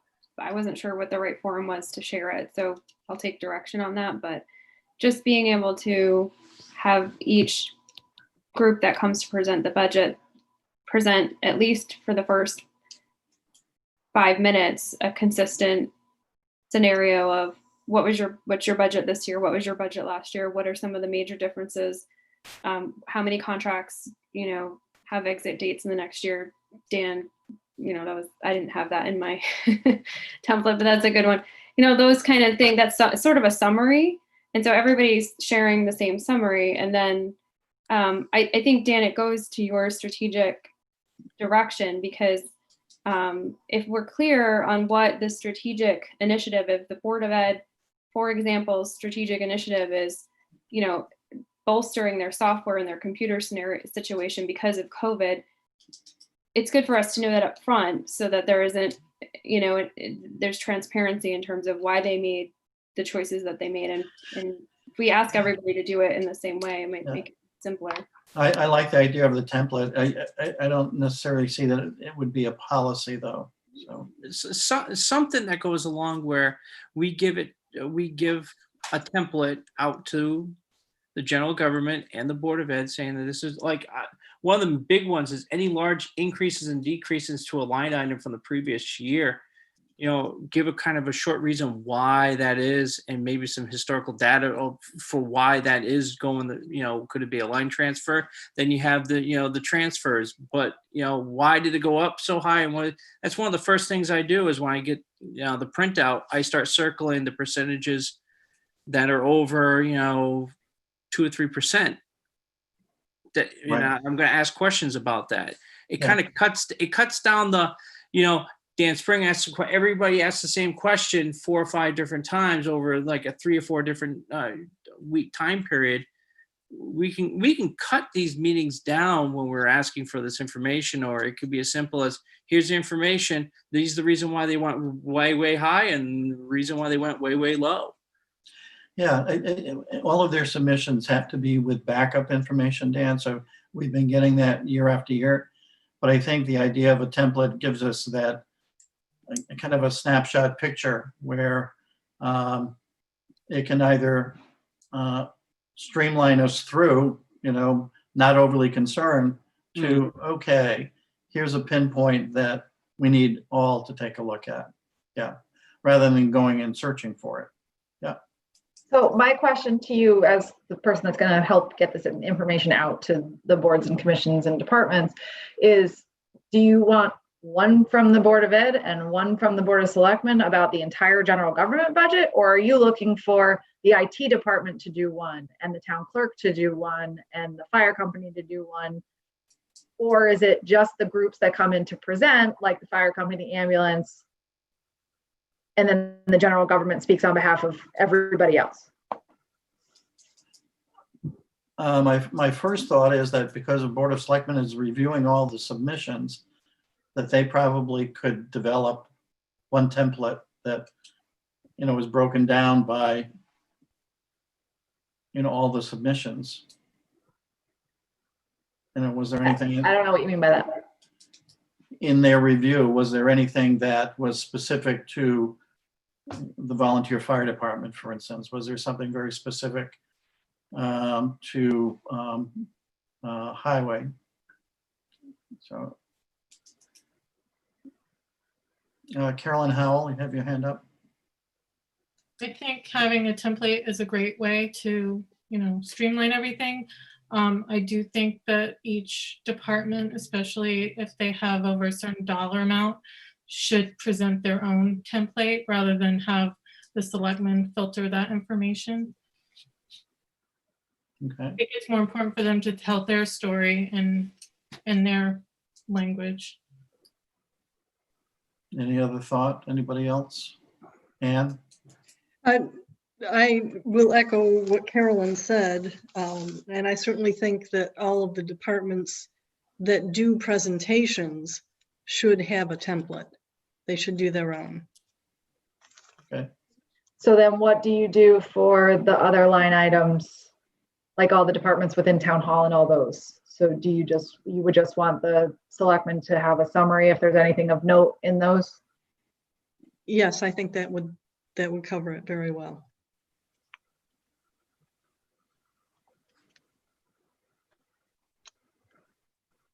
All right, we're kind of closing in on the request for budget submission, which I think was a deadline of January 8th, Christine? Yes. Yeah.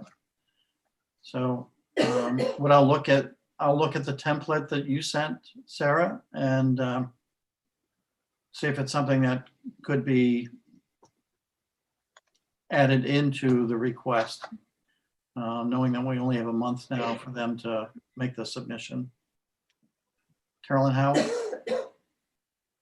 I don't want to get off topic, but I did attend the Board of Ed meeting tonight, and I know they mentioned again that they were looking for guidance from the Board of Finance, and I thought that we were going to have information on the revaluation tonight to talk about that, but that didn't happen.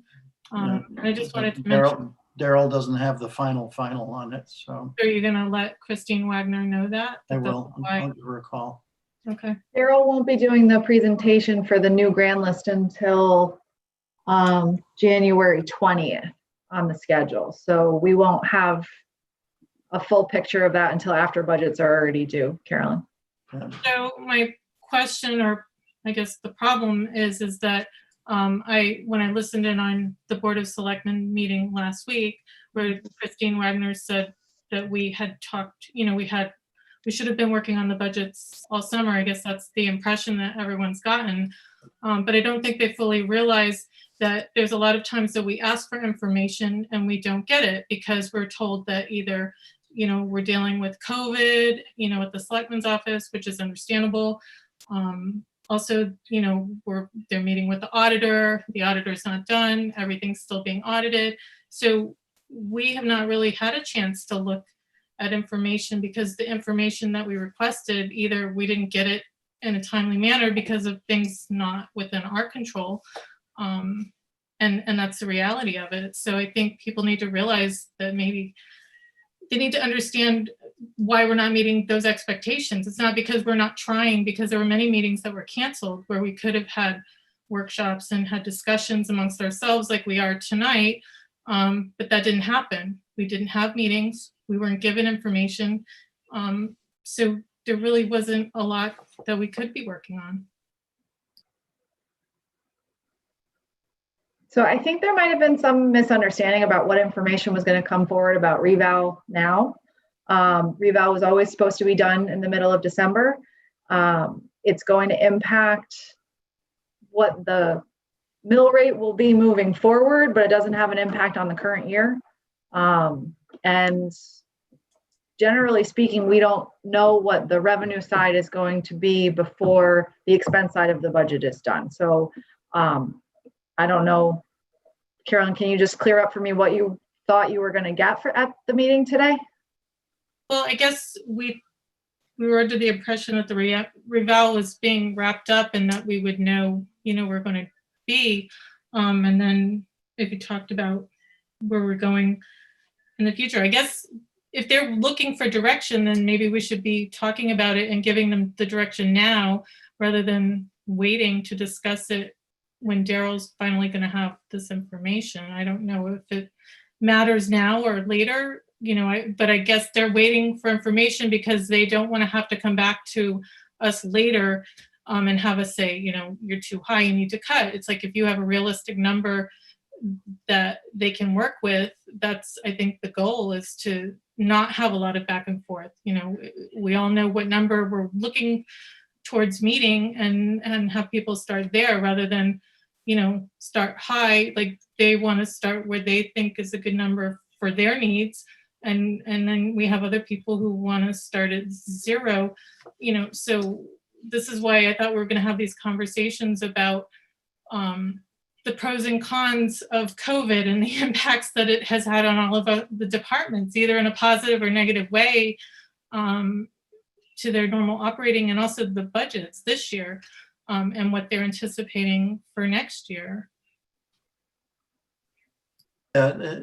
Just to make a quick comment, I mean, the link between Daryl's report and the increase in the grand list doesn't necessarily lead to guidance to Board of Ed. When we had our Board of Selectmen had the special meeting where I sat in representing, at least by voice, the Board of Finance, Christine Wagner was on for Board of Ed.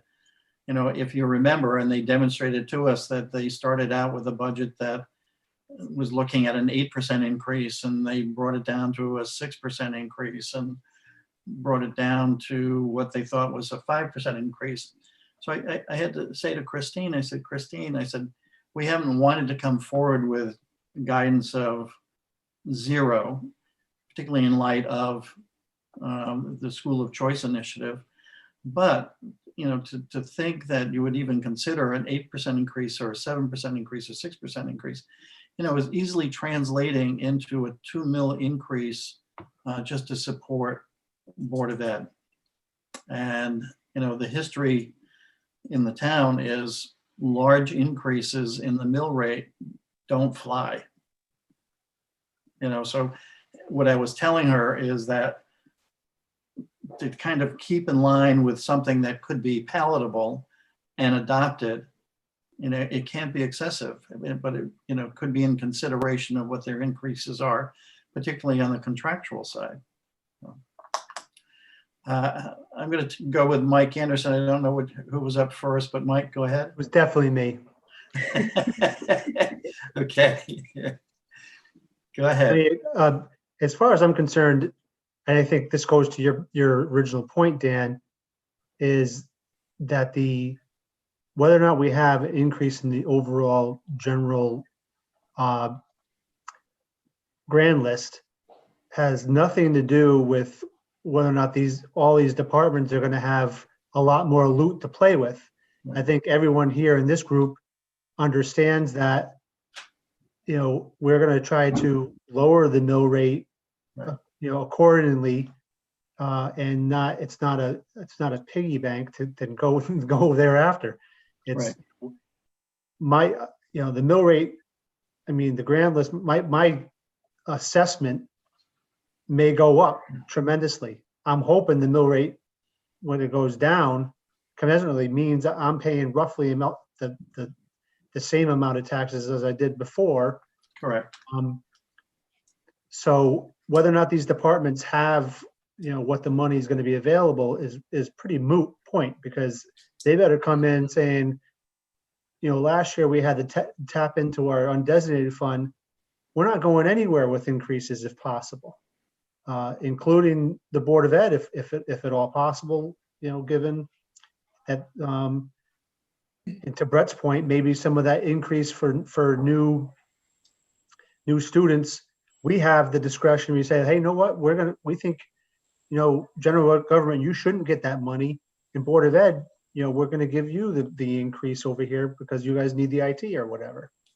I mean, and I don't know, Caroline, if I made a mistake there, if you were talking about individual people and their ability to figure out what they're doing and why we haven't got this information already.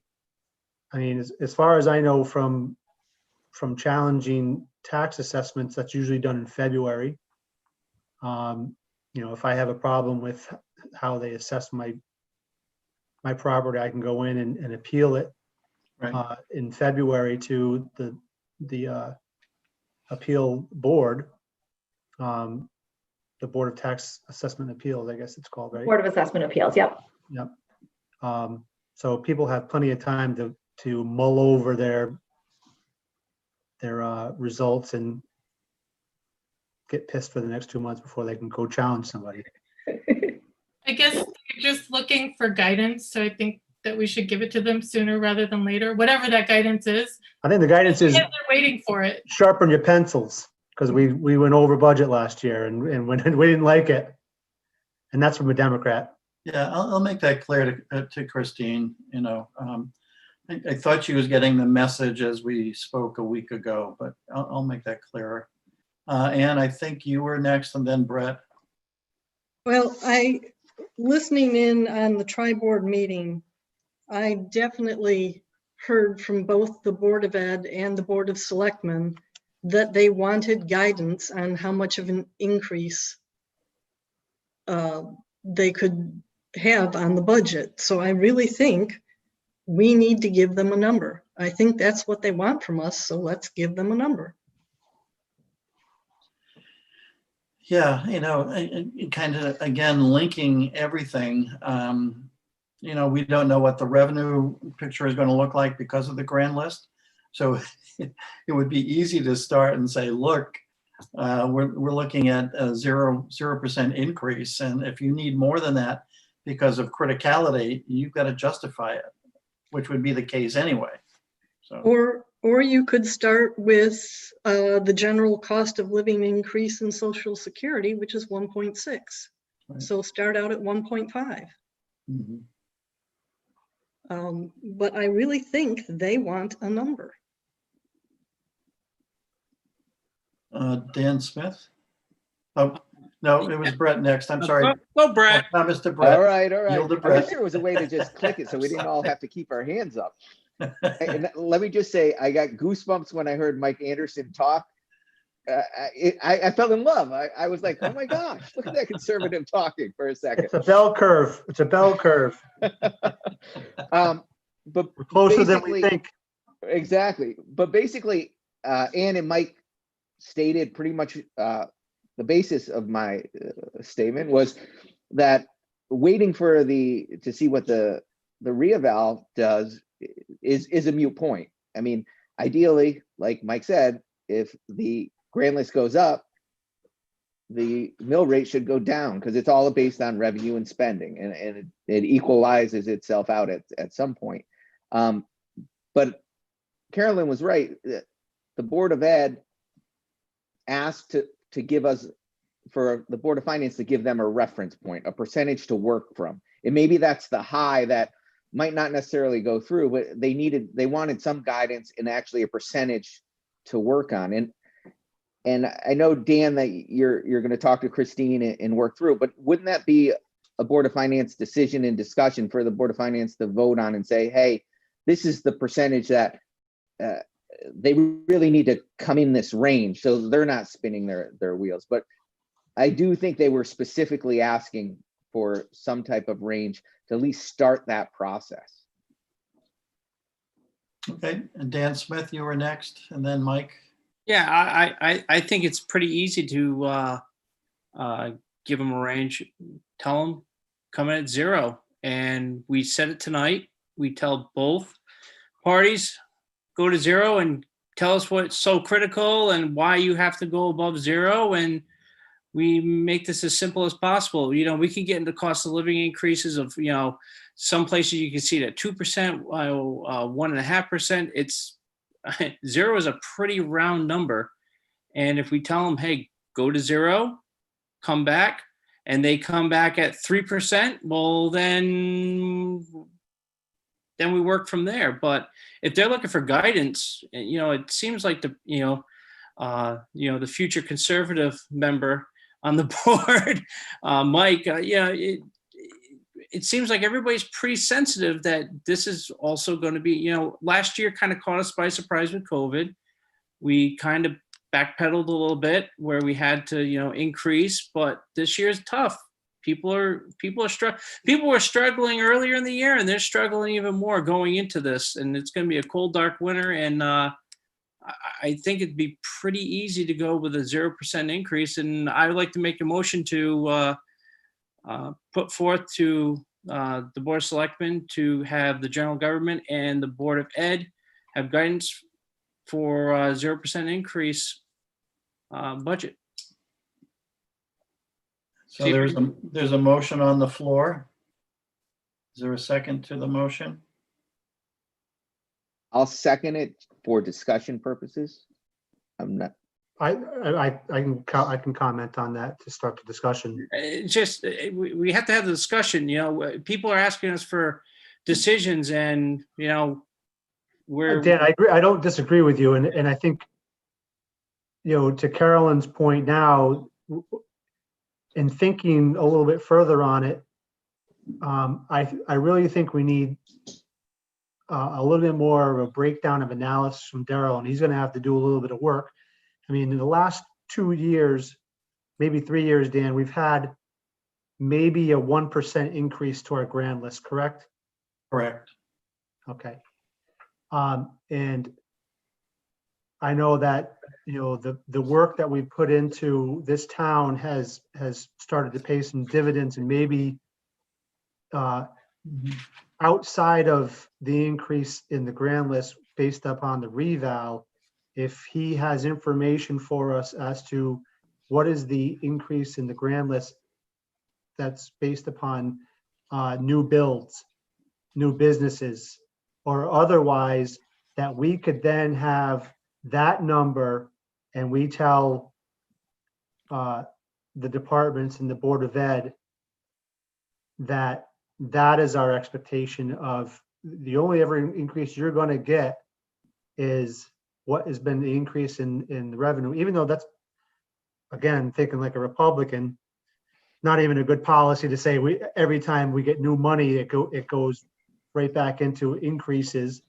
But I mean, for a starting point to say we're going to have an increase in the grand list just because, and it's not taxing anybody just because the reval valued their house more. We want to lower the mill rate commensurately. Because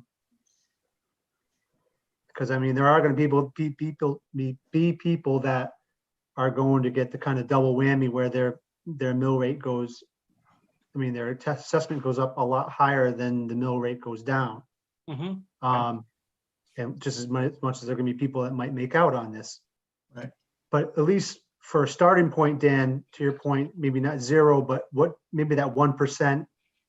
Or if Daryl tells us it's 1.6% because we've had a good year, that we come in at, all right, you come in, we're going to expect something in the 1.2, 1.4%.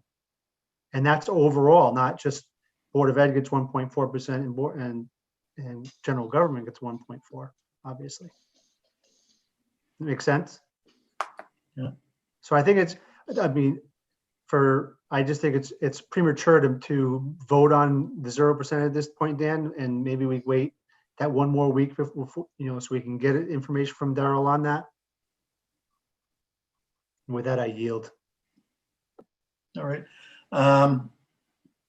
Sarah, I think Sarah beat you this time, Brett. So Sarah, you're next. So I have a question for probably Christine or maybe anybody. Outside of the grand list increase, do we have a sense of what our revenue increase is for the town over last year? Like, do we have any? The current things year that or are- projections for next year? Projections for next year. So depending on, we have some prospective sources of revenue. If we're able to rent out the middle high school, that'll be a new source of revenue that we haven't had before. But we don't have numbers on that right now because that's all still in negotiations and still moving forward. The solar project seems to be on hold, so I don't really have anything on that. But other than that, I'm not really seeing any large scale increases to revenue that we know about right now. And Hopefully we'll have a new tenant for the 1750s farmhouse. We're in the middle of the feasibility study that we have the grant to fund. So that'll be done in a month. So our hope is to get that rented as soon as possible. So that'll add the revenue back on to the town for that. That's not a ton of money, but it's some money. And then any revenue that we get for school of choice for prospective pupils. So if Brett's throwing around the number 7 students at 11,000 a student. That's a number. So everything's too abstract right now. Is the shorter answer. Brett, you're next. Yeah. So there's also personal property increases in a bunch of the new businesses that started up. So there will be revenue increases outside the grand list growth on the reeval. We've actually had record number of businesses starting in town over the last year, and we're going to be top on the list. If not number 1, we'll be number 2 for economic growth in the state, I believe. But to Mike's point, I think 0% is tough. I'm not saying it's not doable, but I also think that if we do come up with a range, that's not necessarily that taxes are going to go up that percentage either.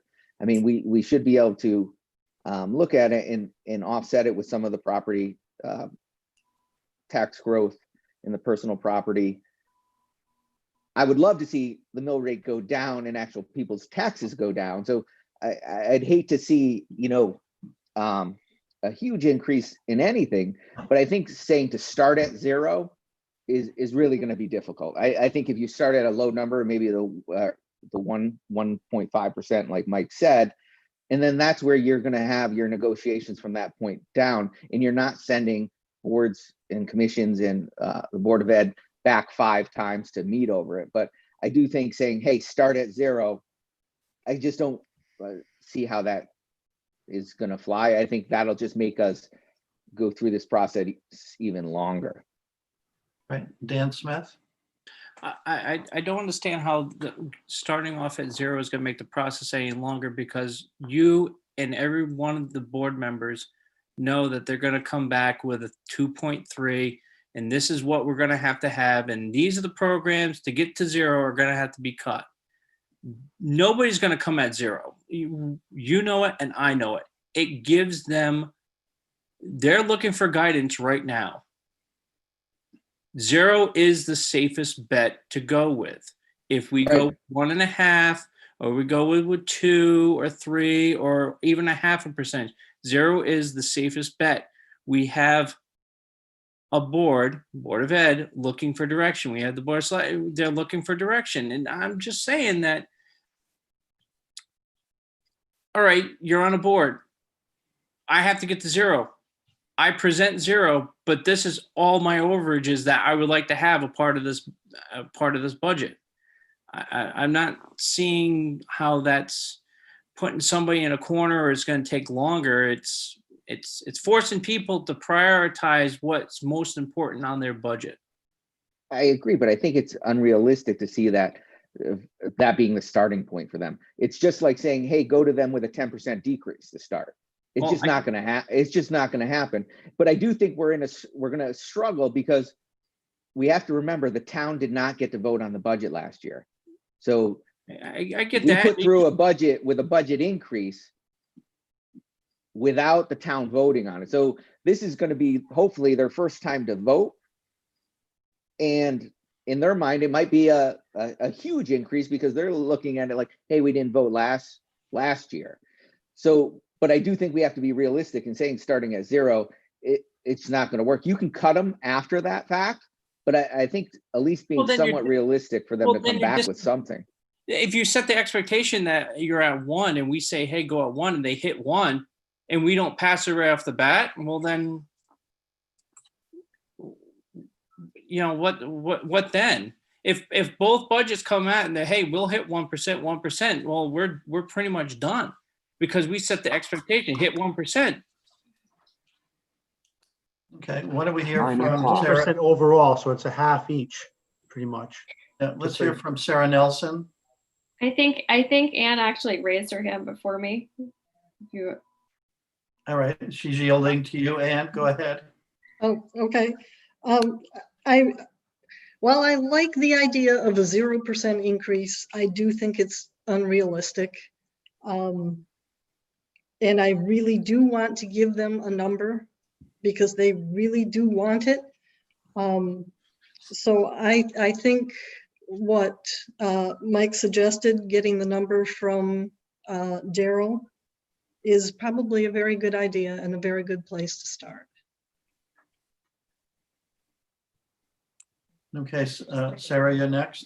Yeah, so if I can build on that, I do think even an abstract projection, Christine and Brett, you mentioned the potential revenue there, conservatively discussed, is better than just guessing at, or making up like a percentage. I think if and I'm not likely to vote on it, so but if I were, the what I would want to understand is, all right, all these things that Christine rattled off equal about $100,000.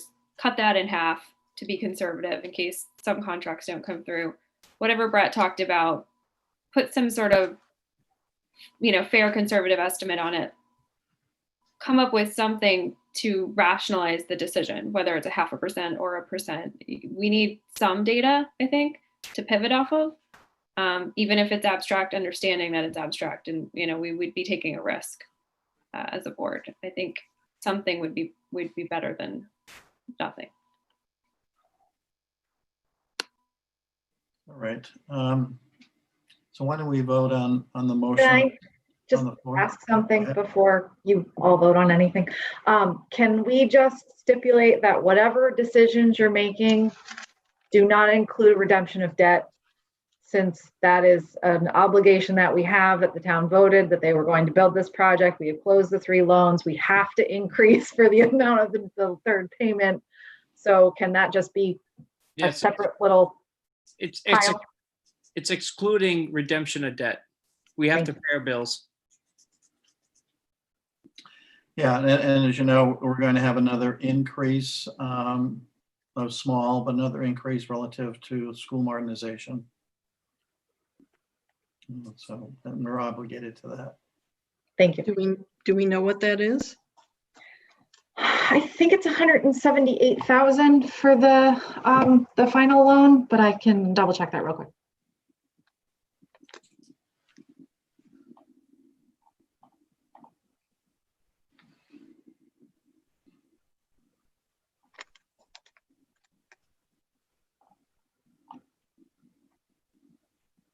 Yes, 178,745 is the amount we have to add to redemption of debt. Yeah. And so that'll be the 3 school loans and the 1 loan for the Center for Emergency Services, Okay. which is less than we thought the third loan was going to be. That's correct.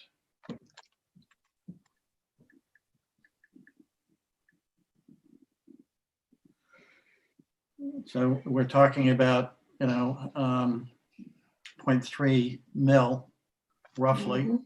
to cover that. Yep.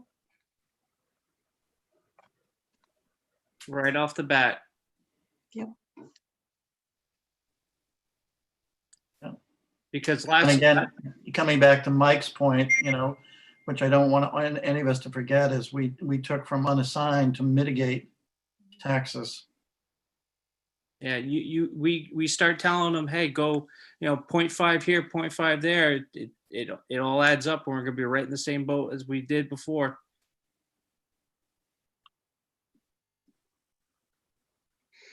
Yeah, so I mean, for us to consider, as much as I hate to say this, more than a mil increase in resistance bills, because people don't like to see their taxes go up. And, the mill rate should go down because of the increase in the grand list. But it still will mean that if we have a mill increase, they're going to be paying more taxes. Dan, how does the payback to the undesignated fund work at this point? What do you mean the payback? So, I mean, we borrowed from it Yeah. to reduce taxes this year, or not reduce taxes, but to mitigate the increase. Yeah, So how does that percentage play into next year's budget, trying to put some of that money back in? well, thankfully, we have a surplus that went back in almost matching what we took out, not knowing it, but almost what we took out Oh, great. because of things that were not executed because of COVID. So we And Brett, dodged one. So Brett, technically, we haven't spent any of that money. It'll be at the end of the year. If we need that last 400,000, we'll spend that out of the undesignated fund. So hopefully, one unfortunate positive of COVID is, in some respects, in some areas, we spend less money. We also have the reimbursement coming from last year's expenditures in this fiscal year, from some of those state grants. Right. So that's all additional revenue that we weren't expecting, that we didn't put in this year's budget. So hopefully all of that will also help offset what we hopefully won't need to spend from Yeah, the So, very end. We're so hoping to in maintain regards the to that, integrity of the unassigned. right. So, but in regards to that, will that make this year's budget, we'll have to absorb that increase from last year, even though we didn't dip into it. So that will add to our mill rate potential. Right, your expense into number next is year. your expense number. Right. And then the use of the undesignated fund just helps the revenue side to equal out. Right. So we might be underwater already starting out the budget Mhm. season. if, Yep. if we don't want to dip into the undesignated fund next year. Right. No, see, that creates a bigger problem, I guess. But hopefully some of these new revenue sources will bring that deficit up. Right. So that was about, how much was that again, that we were going to dip into the undesignated fund? 440,000. Okay. Yeah. So if we can make up that to start at least at a balanced budget going into next year, then that's our foundation. Right. So if you all want to open up your piggy banks, that'd be great. Yeah. And Christine brought it out. I mean, thankfully, because of the give back, because of unexecuted pieces of the budget, we've put the money back in. But, you know, to the point just recently, we took the money out, which means, you know, okay, as we enter this next round, how do we offset that? And 440,000, you know, is just shy of $1 million, which we decided not to add to the mill rate in our current year.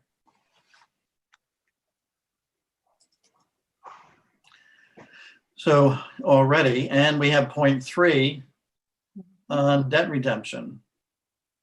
So we're talking, let's call it 1.25 mil before anything really is decided on.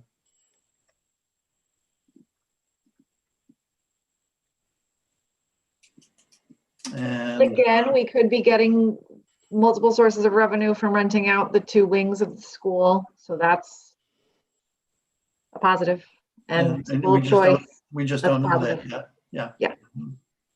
We And know, there's probably near to 100,000 that could come in on school of choice.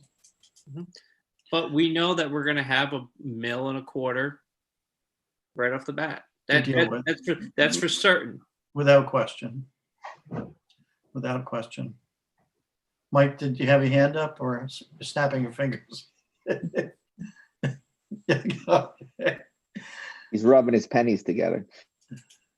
Not like what I'm hearing, is what I'm saying.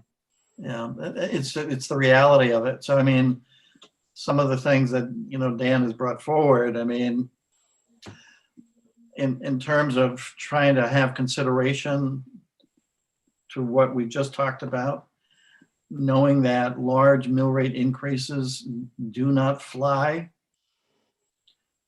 You know, you either have to come in with budgets that are going to meet a palatable increase in the mill rate, or be prepared to, you know, mitigate taxes again with the unassigned, which becomes a dangerous strategy over time. You can do it once in a while. And I think we had a very good excuse last year or this current year. The other could be being at an unassigned level where we think it should be given back to the taxpayers. A lot of the webinars that I've been on that have been talking about the financial situation with COVID, many towns did the same thing that we did, that they felt it's raining, so use the rainy day fund to help your residents.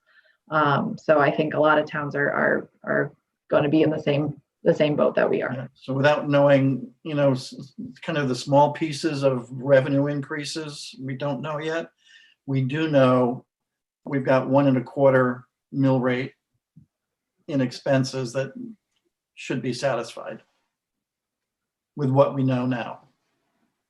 When those letters go out about the reval, is it just a blanket of what the reevaluation of their property is?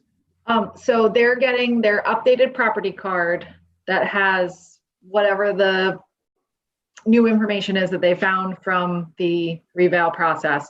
Unfortunately, they couldn't do interior inspections, so we won't have everything, but we have it. The staff on our end has done their due diligence looking at MLS listings and trying to see all the information we can get short of being inside of someone's house to try to catch any upgrades, permits, and non-permitted, that we can find to make sure that the values are accurate. So they're getting a letter about reval, they're getting their updated property card, and then they have the opportunity to reach out to the company to discuss why the assessment has gone up or down for their property. And then Daryl will use that information for his presentation of the grand list to us in January. And then the final appeal process, as Mike discussed, is with the Board of Assessment Appeals in February, March. So is there anything in there that, you know, lets them know that that doesn't mean their taxes are going up yet No. based on that? So No. do you get a flurry of calls because, okay, their assessment went up and then they do a calculation in their head saying, hey, my taxes are going to go up this amount of money? There's no way to put a note in there that says this doesn't necessarily equate to this year's mill rate? No, because then what you're doing is you're taking away the vetting of the budget to meet the town's needs. So, you know, you would have to know absolutely that everything was going to be status quo from one year to the next to even begin to bring the supposition that, okay, we had an 8% increase in the grand list, so your mill rate's going down by 8%. And that's really what should happen. But and as we're talking, we've got all of these pieces, some new in this budget, such as debt redemption, that, you know, we're going to have to take a look at. So Yeah, I didn't mean put a percentage in there. I just didn't know if, you know, so many people, especially now, will read that and get scared and nervous that, hey, look at, if my evaluation went up 8%, my taxes are going to go up 8%. They might not understand the way a mill rate works with an evaluation. that's our job to help explain that. I think most people are going to be happy to see perhaps an increase in the value of their homes because their equity is in their home. Right. So Dan, do you post anything, or will you put something in Mike's weekly address, maybe that when these go out, that they're out there and given like a brief explanation of how it works so people don't freak out?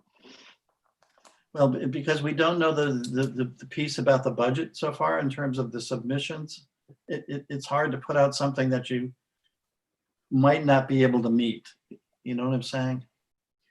So Daryl and Cecile have dealt with this through multiple revaluations.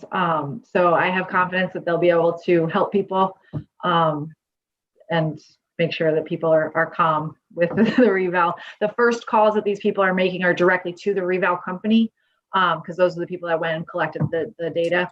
And they do it for multiple towns. So I'm hopeful that they have a good script to talk people off the ledge. No. I think they should give him Brett's number. What was that, Mike? Give him Brett's number. Oh, Brett's number, yeah. Hopefully they looked Yeah, in Mike Anderson's windows to see his interior. Oh. All right, so It's a dump. we do have a motion on the floor with a second. I think we've gone through pretty adequate discussion. So if I can poll you for a vote, and you know, the budget, this is relative to budget guidance, and Dan Smith brought it forward that the budget guidance should be a 0% increase, leaving Just aside debt redemption. Quick before the vote, can we ask, or will you ask Daryl, Juliet actually has a breakdown of the amount of new houses and properties that have come, to answer Mike Anderson's question. So if for some reason this vote does not go through tonight, that we have a better handle on the next meeting of what some of those increases in revenue will be, potentially, just an estimate, but not based on the reeval, just on new stuff. I just want to clarify that before we vote. In the next meeting, we're going to have more data on the, at least on the reval and its consequence to the revenue from the grand list. That part we'll know. But can we ask for the other information as well? The non-reval related revenue increase estimates. Yeah, Christine would have to help us with that, and I'm not sure that she's going to have much more than what we have this week. Christine? I'll talk to Daryl and see what I can get. I don't know how his system works. So I don't know.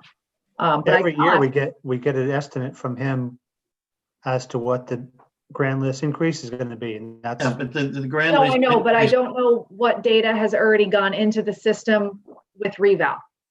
Yeah. So I don't know if he has clean data that doesn't have any of the reval. okay. With But, it. but that reval number is not going to include boats, cars, and personal property, which in this town has probably a good chunk of money associated with it. That's based off the mill rate itself through the state. That is not a real estate number, which is reval is going to happen. So that's Yeah, but what will be in there, is, to Brett's point, I think, is new construction, new homes, that sort of thing. That will be in there. Right, and Cecile's in the middle right now of doing all the personal property. That's paperwork that goes out directly to the businesses. They have to fill it out, send it back in, and so I don't know that that's done. But normally if you build a house, usually you lag 1 year. Like if you buy a piece of land and you put a house on it, it usually lags 1 year. And if they're building a house this summer, that number is not going to show up till the following year when they actually go in there and reassess it when Sure. they close on it. So how many houses are they truly building in North Stonington right now? I don't think that many. Actually, I knows the think it's up. I think it's up. I know Juliet did put a report together at one point, and I can grab that from her at least for the next meeting. That I don't know if there's any numbers attached to it. I'll have to look again. But we have a list of the new business as well as how many new houses. Yeah, and Daryl, I mean, without not having final data, and getting just feedback from the team working on our reval here in town, still is estimating around an 8% increase. And a lot of that is because, I think some of you are probably in touch with it. We've had a very hot market, real estate market, which seems contrary to us being in a pandemic. And that we're demonstrating a community that's made investments. And there has been and you'll see it more and more on the nose, a total migration from metro areas back to suburbs. It's just gone the other way. So I just watched a piece on one of the business channels about ADT, for instance.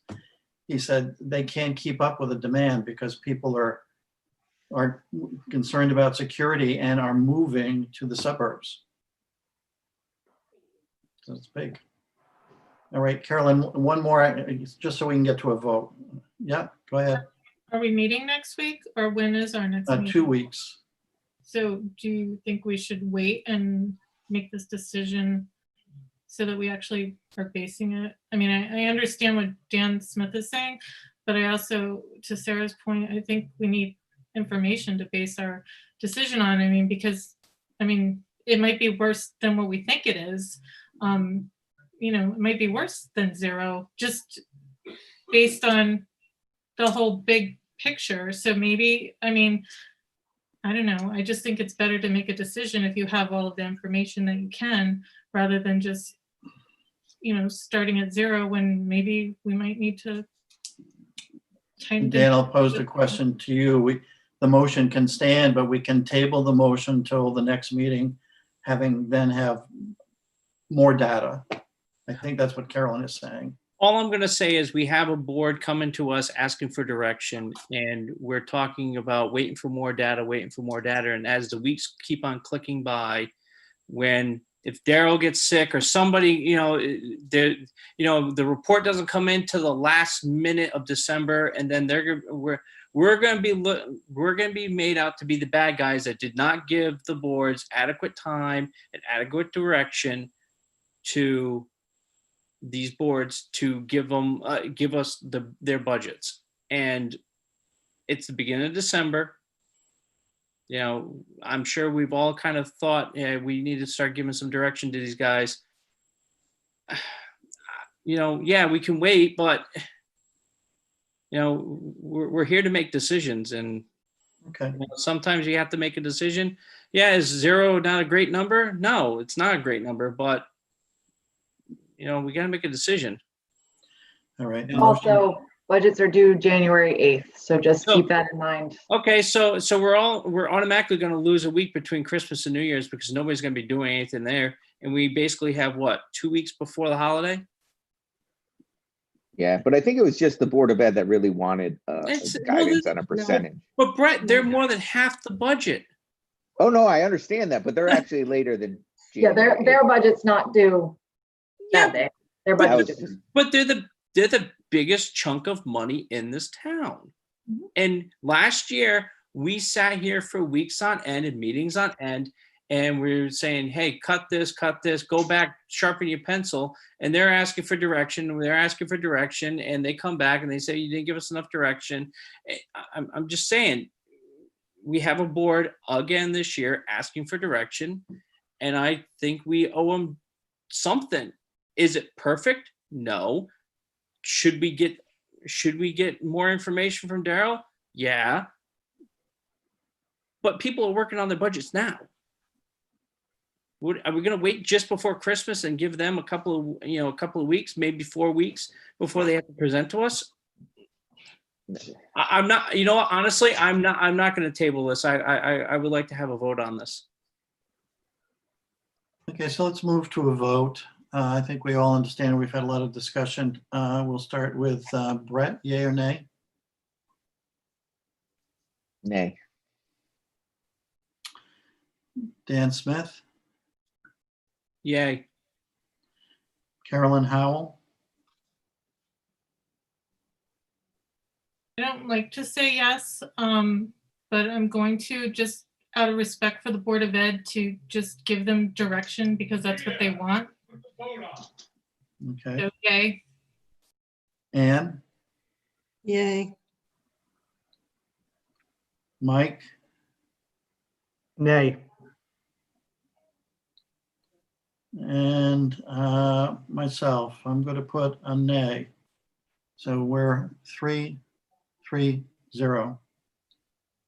It doesn't pass tonight.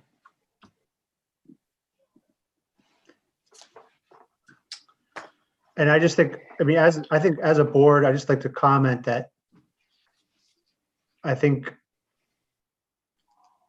if the Board of Education doesn't understand that we're looking for little to no increase, or, then, I think they're gonna get the direction from us, Dan, to your point. I don't think we need to have from all this discussion tonight, we know that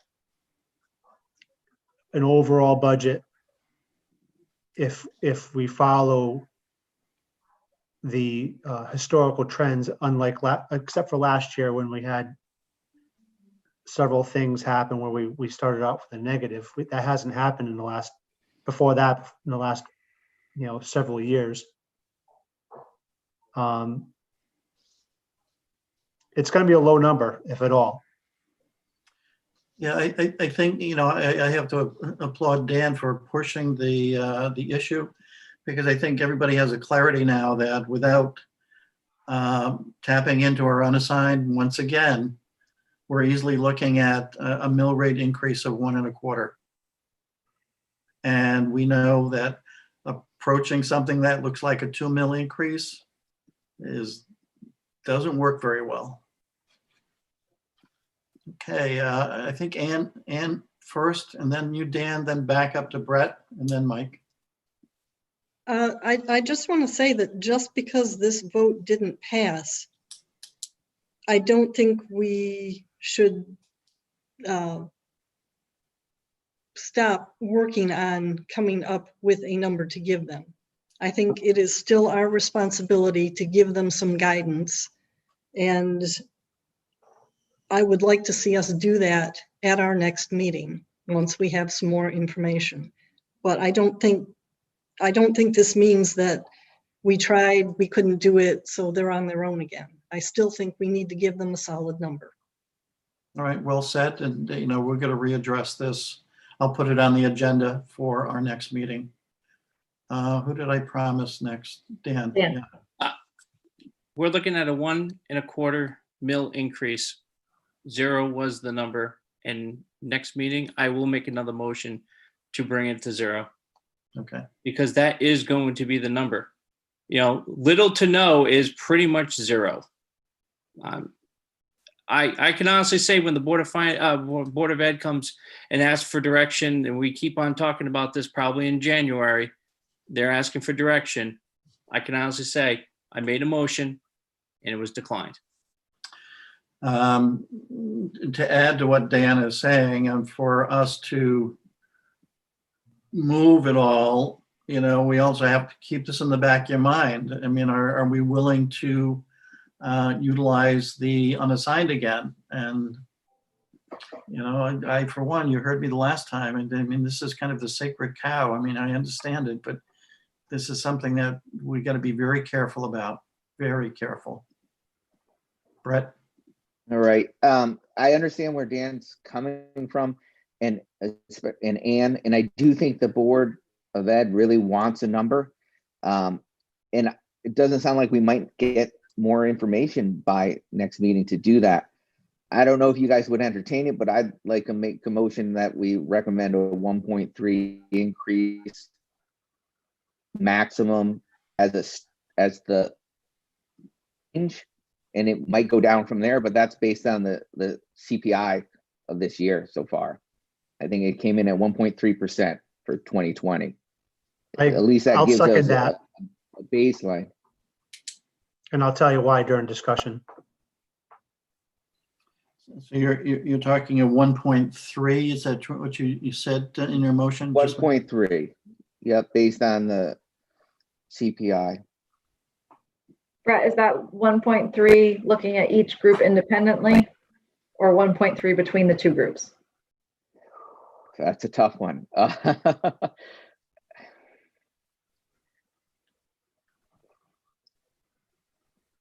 I would say independently to start, to be honest with you. I mean, that's our job to look at it from that point, because I don't like doing broad across the board. I'm referring more to the Board of Ed because they're the ones that actually asked for a number. They mentioned it at their board meeting. They mentioned it on the joint call with Dan. So I'm not necessarily saying that's the range for the selectmen. I mean, I'm making that motion based on the Board of Ed. I could amend.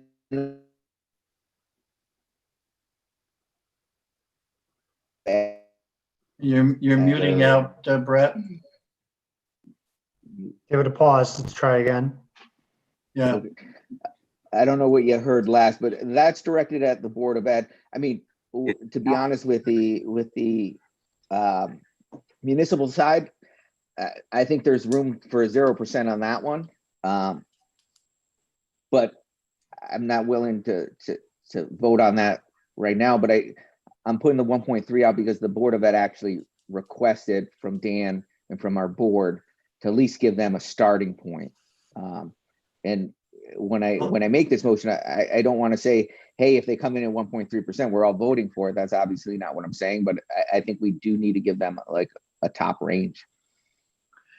So your motion is only for Board of Ed budget? Yes, I said when I cut out that I'm willing to amend that if during discussion it comes up that somebody wants to see that across the board, I'm okay possibly making that amendment. I'm going to But second right- your motion as stated. For Board of Ed, I just want to be clear on it. Yes, yes. Correct. Okay, yeah. All right, so I'll we've got a start the second discussion. from Mike Anderson, and we're open for discussion. And I agree with Brett because we should just, they're the ones that asked. B, they're the ones with contractual arrangements that have increases that we really have no control over. And we have to be mindful of that. C, I do agree that the general government has more leeway to come in at 0%. And fourth, Dan, you and I have talked about this for years about, the undesignated fund not being something, a piggy bank that you grab into all the time. And it is a sacred cow. but the fact that we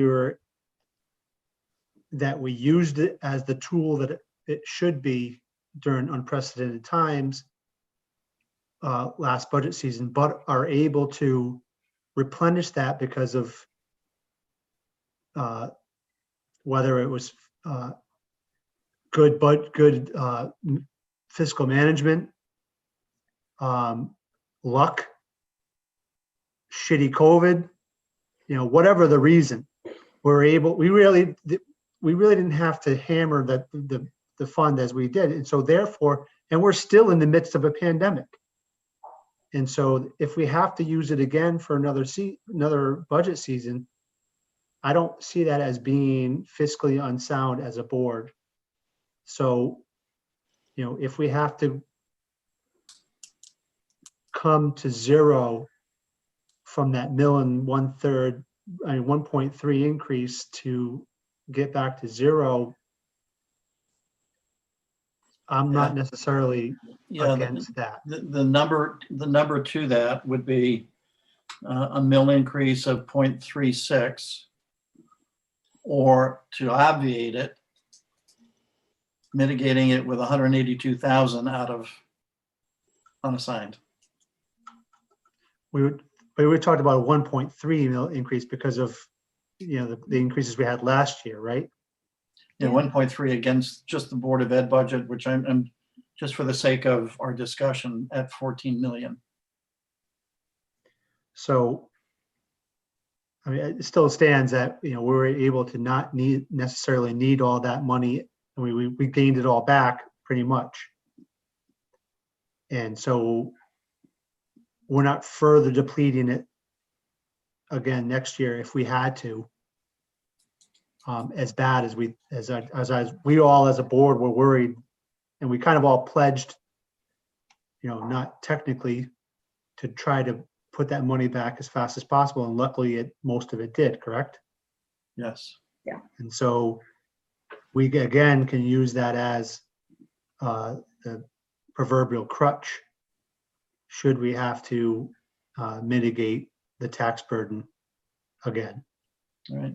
Any further discussion? Dan Smith.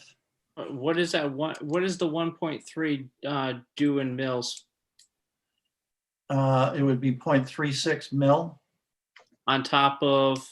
1.125 that we know of. That was our last discussion. So we have a potential, we're voting on a potential 1.5 mil increase. No, because we're going to use the undesignated to bring us to zero. Well, that would be another issue that we would have to. That's another issue that we're talking about, is we kind of said that we shouldn't be using the undesignated fund. We used it last year because COVID snuck up on us and we were caught in a really, really bad place. We're still in a bad place. We're still in a bad place, but we know what bad place we're in, and we should be planning for it going forward, because honestly, we don't know how long it's going to be. Dan, and I'm giving that as the high range for them to use. That doesn't mean that the board will vote that through if it can't be justified.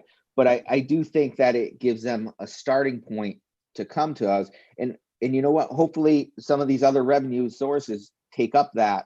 And you also have to look about if they're bringing in new students, that's going to add revenue to the general fund as well. I'm just putting it out there for a point of reference for them to build their budget on. Because if you came in at 0%, it's not going to happen. I don't even know if 1.3, they might come in at 6, but they asked for a range.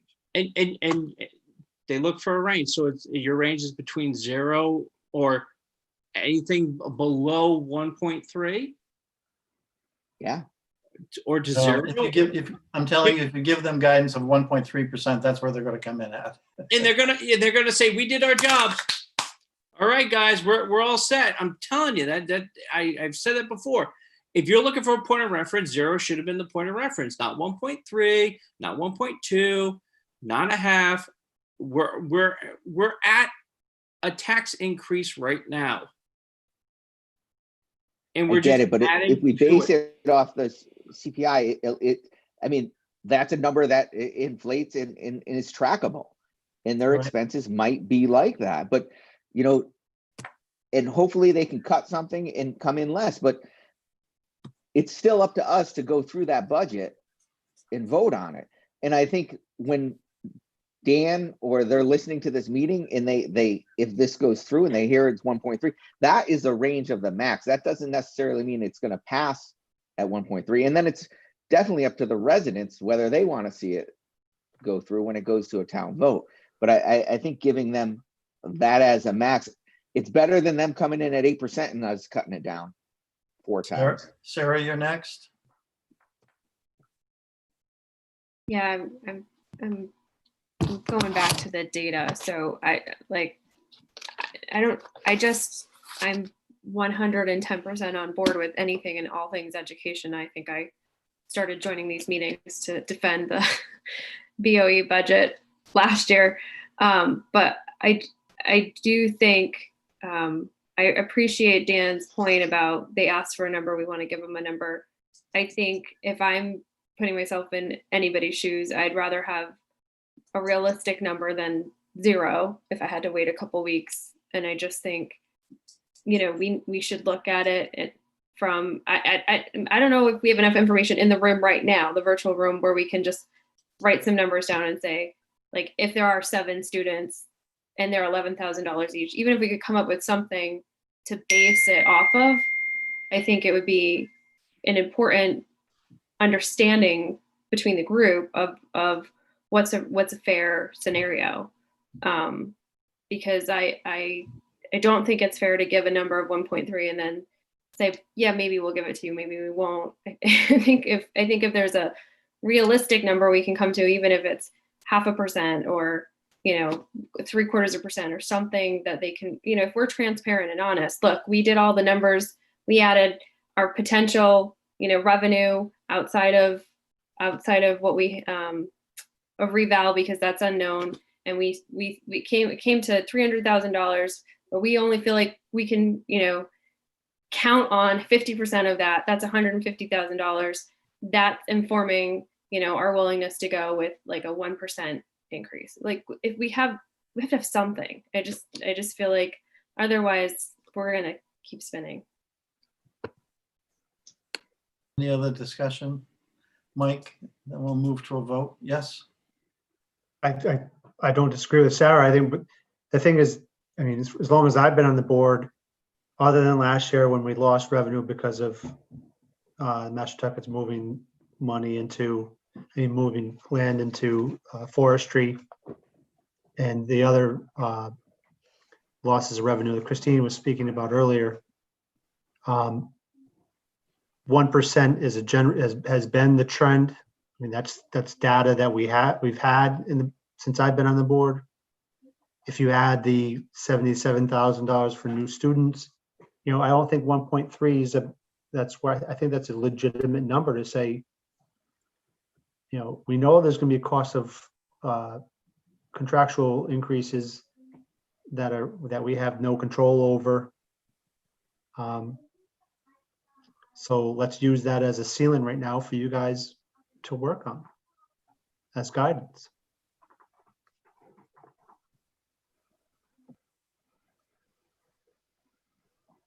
Right. I think the only other thing that, I could add to all of this is that, and it's circumstantial, but 2019-20, they had roughly 126,000 go into the RISA account. And hopefully that was going to help with one-time expenditures and whatever else relative to the circumstances of COVID. So my point there is that there was a give back, but went to the RISA account. All right, one more, Carolyn. One of the meetings that I sat in on for the Board of Ed, they discussed needing to use that money to purchase, I think, like desks and barriers because of COVID to accommodate the students. I don't know if they decided to do that or not, but it was a substantial. One-time expenditure. Well, yeah, but I'm just saying this is what I think I keep hearing is that there's a lot of expenses related to COVID. I'm not, I'm sure it's not just the Board of Ed. I'm sure like emergency services is having the same issues because it's that kind of thing that they're having to deal with to do what they do. So that's going to add to their expenses. So, I mean, this is just a reality of where we're at right now. Everywhere, people that are actually working with the public and have to take these precautions because you can't do everything from home. So, I mean, those are the kinds of things that, have to be taken into consideration when we're talking about, the money's coming in and going out and, what are the needs right now and what are the effects of COVID? Sure. It's having an impact. Right, so let's take this motion to a vote. And again, just to bring clarity, we're looking at a 1.3% increase guidance to the Board of Ed budget. So we don't have to put that clause in about redemption of debt. All right, Brett, yay or nay? Yay. Dan Smith, No. Carolyn Howell, No, I'd like to wait until we get actual numbers. okay, Ann, Yay. Mike Anderson, Yes.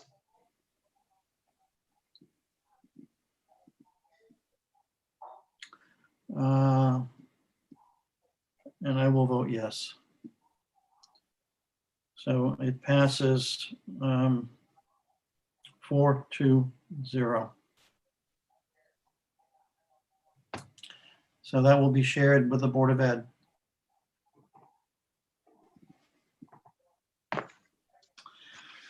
All right. On to agenda item number 6, it's previous minutes. The time is 9:45. I mean, I think we could table the minutes unless everyone has reviewed them and ready to rock and And do roll. you need a motion for that? Yeah. I'll make a motion to table the minutes. Second. All right, I don't think we have to go into discussion of that. All in favor, just by give me a quick indication. Aye. Okay. Aye. Aye.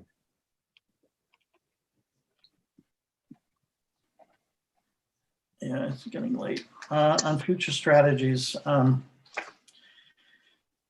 you were sent out the State of Connecticut Board of Finance Handbook, and I'm sorry we left Connecticut out, but it's supposed to be in there. You were given the draft budget schedule.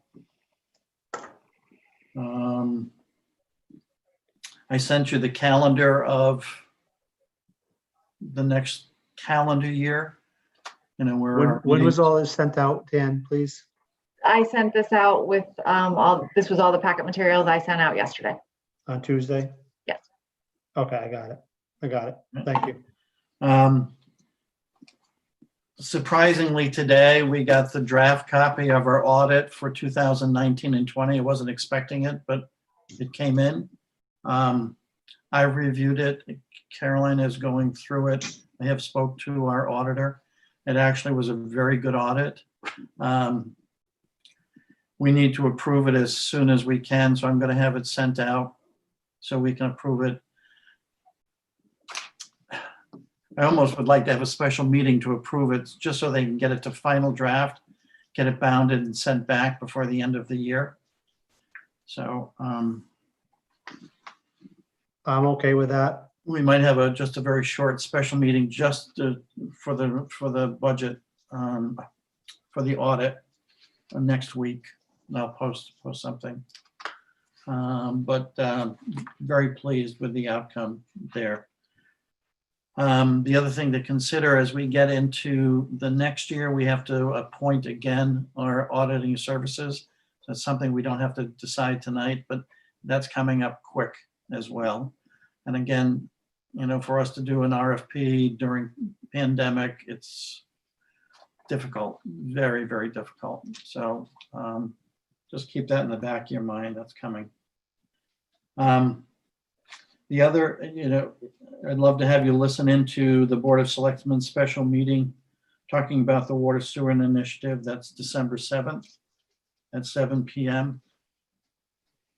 So look for that. And now that I've got the audit, I'll finish up my piece for the annual report. And has that come together, Christine, in terms of other people getting everything in? We've gotten the majority of them. The people that have not submitted them know that they are very overdue. So I have had individual conversations with all of those entities. Okay. But we did receive from ones that I was concerned about. So that's a positive. All right. All right, so why don't we move to public comments again? Wait, can we go back to the budget timeline? I just have a couple. My computer froze or Dan's computer froze. I don't know. I think it's Dan. Okay, so I just wanted Either that or to, he hasn't moved in a while and I'm nervous. yeah. Christine, or what? Okay, you froze for a while, so we didn't know. So I just wanted to, some of you were at the meeting that was held last week. We reviewed some key dates, and that was in the packet that I sent out to everybody. So this was the FY 2020 budget timeline version 1. So I just wanted to confirm, in the past, you have had presentations from Public Works, EDC, Land Use, the Wheeler Library, the Fire Company, the Ambulance Association, and Recreation. Are there any of those groups that you do not feel you need to have present to you this year? I can say it slower if that's helpful. I know you want this to be over with, Christine. I just want to make sure we have 2 dates as groups TBD. So I just want to put those groups into the timeline so that I can let them know when they're supposed to present. Caroline? Can we, as a board, try to work in some workshops where we can discuss the budgets on our own without interruptions and interference from other boards, like what happened last year? I think we get a lot more accomplished when we're able to talk like we have tonight, and work through things that we might have concerns about. And I mean, I think we need some time to look at the schedule and then try to work in some time, around these meetings so that we can discuss. Yeah, I mean, we can always add in special meetings, Caroline, which, will give us an opportunity to just talk. At special meetings, it's only what we put on the agenda. So if we want to just talk about budget review, that's all we talk about. So Carolyn, those would happen after the dates I sent out, correct? Because all of the stuff leading up to that is before the budgets are presented to you as a board by the Board of Ed and the Board of Selectmen. Well, I haven't really had a chance to look at this in detail. So, I mean, can we table this until our next meeting to just have a chance to really look at it? I mean, I know you're just using it as a guideline, but. Yeah, I mean, it's been presented as a draft. I think with the intent that, okay, can we move this, compress it a little bit, be a little more efficient and keep the timeline moving? Can you give me the, That give me doesn't the, preclude us making special meetings.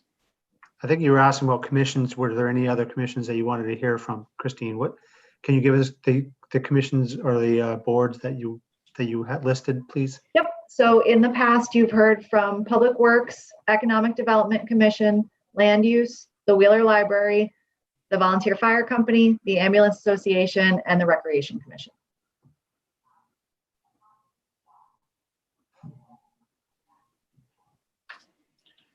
I'm satisfied with all of them. Yeah, I can't think of anything else than that. And you still want to hear from all of them. Yes. So we'll lay those in probably in the same groupings that they were last year into those 2 dates that are on the schedule. Yeah. I have a question on that timeline. Hmm? The Board of Selectmen, Board of Ed update for public and budget feedback. how is that really going to work when the Board of Selectmen and Board of Ed are outside their normal meeting? I can understand if the public tuned into their normal meeting as they work through the budget process, but are they looking to present and get feedback on their budgets before it's presented to the Board of Finance and before we have any input at all on it? No, so the discussion, how I interpreted the discussion from their meeting last week was that that is going to be an opportunity for the public to tell the boards what the public feels are the important things. So as they're looking at the departments and the board and the departments and the boards have already submitted their budgets to the selectmen, but the selectmen haven't made any changes and there haven't been presentations of those groups that we just discussed. So this is the opportunity for the Board of Selectmen and the Board of Ed to say, this is where we're at. This is what we've accomplished this year so far. So kind of like a state of the town, state of the district type thing without being called that. And then asking the public to say, we really feel like there needs to be additional activities that are added for after school for the school. Or So they're not presenting what has been no, this is for them to provided to them get so far. feedback, not to disseminate information. Okay. I didn't know if it was, hey, this is the preliminary budget. We'd like to hear feedback before we give it to the Board of Finance. Okay. No, this is to get feedback from the public to say, we think we need 10 more teachers, or we think we need to hire 10 more public works crew because things aren't getting done. And then they can, if they need to adjust their budget before they present it to you, and then after the presentation of both their budgets to the Board of Finance, then they would do on that Monday, the February 22nd, do a secondary presentation to the public of what was presented to your board. Dan Yeah. Smith. So the February 22nd one, if we're definitely gonna be in Zoom land for the foreseeable future. Yeah. Really the February 22nd date really doesn't pose anything, because it's like if we just tell them stay tuned, hey, the Board of Selectmen are gonna be presenting the budget to the Board of Finance, go to that one. I don't understand why there needs to be the public presentation of the Board of Ed and Board of Selectmen budgets as presented to the Board of Finance again. The concept of that, this is something new they want to try. The concept of this was the February 17th is the opportunity for you as the Board of Finance to ask all the questions that you have from your first overview of the budget. So it could take 4 hours. Hopefully it won't, but it could. So a general public person probably doesn't want to sit there for 4 hours and might not have the same questions that you would have. So this hopefully would be an hour where they can do an overview of the budget as it was presented to you. And it would, as you said, be Zoom. So people can then, when they have time, go back and watch that to see what was included in the first draft of the budget. So basically, they think it's important to keep the public as up to date as possible. We've gotten a lot of feedback that, we need to keep the public more informed. I agree. So they want to make sure every step of the way people know what's going on so that they don't get to the budget vote in May and say, oh, I think we should have added this or this shouldn't be in there, when they miss their opportunity at the budget hearing in April to give that feedback. So they want multiple opportunities along the route for people to say, change this, fix this, I like this, I hate that. Are there other towns around us that do this new way of doing it, or is this something that we just we're taking a This shot is in the dark? something new that they want to try. But the budget process is the Board of Finance's ultimate authority. So Yeah. it's weird that the Board of Finance wouldn't vote on something like that before that is presented to the town. That the Board of Selectmen and Board of Ed decide they want to hold a meeting as they present it to the Board of Finance after they presented it the week prior. I just don't, I guess, Dan, you can answer that question, is if this is the budget is because the Board of Finance oversees the budget for the Board of Ed and the municipal side, how is it being dictated, the process, to the Board of Finance? And it's almost like adverting the Board of Finance process to to hold a public hearing of that budget without us even discussing it at all. It's almost, to me, it looks like, hey, we want to present the budget and we don't want the Board of Finance to do anything to it because we'd rather the public put a lot of pressure on the Board of Finance to do what they want instead of come to the meeting process when it's presented and have that public comment during the budget presentation to the Board of Finance. It's almost like a separate process, I guess. No, it's a good point. Sarah, you had something to say?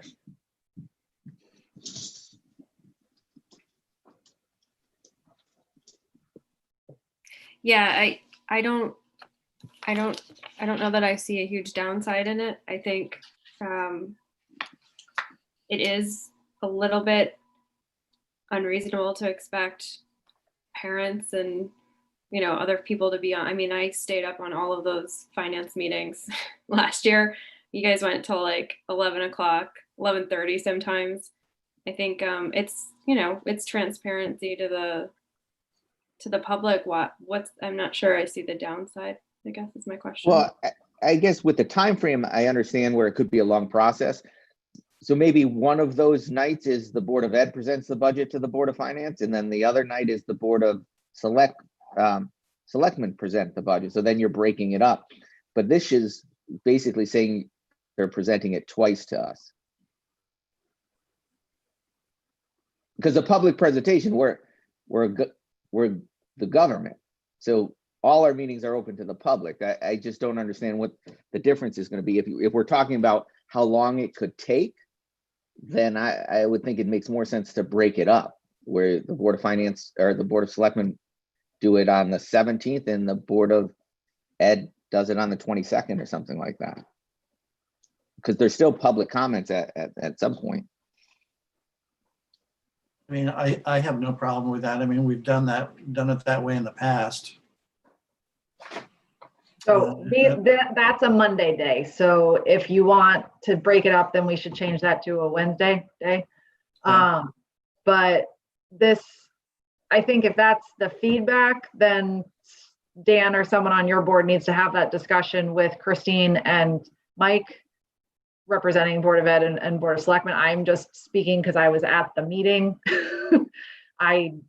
There may be some other rationale for that I don't remember.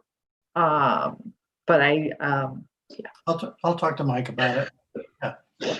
Yeah, and I think a bunch of us were at that meeting in the at least listening. Listening. I just think if the time is the concern in getting feedback and letting the public hear, then splitting it makes a little more sense, and it also keeps in line to the real process of the budget. But how is it truly any different than them taking a selectmen's meeting and doing a presentation of the budget and taking a Board of Ed meeting and doing a presentation of the budget? It's not, and you would hope that the public tunes into when they talk about their budget and so the Board of Ed has to approve their budget at some point before they send it over to the Board of Finance. So you would think that those public meetings people attend, and the Board of Ed, when they're talking about their budget and they're voting on it, people attend and put the input in. But when they present it to us, I would think splitting it up makes more sense than doing it twice. Let me get a little input from Mike on it, and we'll talk about it at the next meeting. Great, thanks. Where are we here? So, and was there anything else that you, Christine, or Nita wanted to add relative to the schedule? I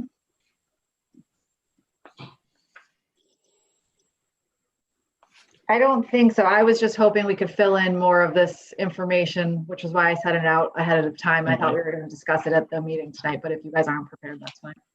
Christine, can I be heard? Yes, go ahead. We can hear you. Do you want me to turn your camera back on, Nita? Sure, if you want to. I read the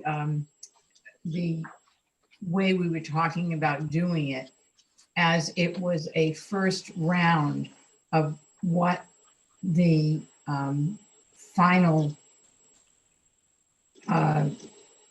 meeting would be with the two people together. In other words, it was talking early on about what both of the two groups, which would normally be talking when we have the April presentation, would be walking through it before that, so they could be able to think about what each other is doing, et cetera. I mean, that was what I got out of what we were trying to do.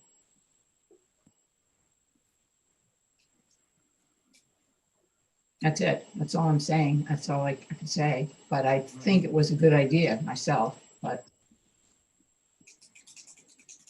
It almost sounds like a little bit of a tri-board meeting where,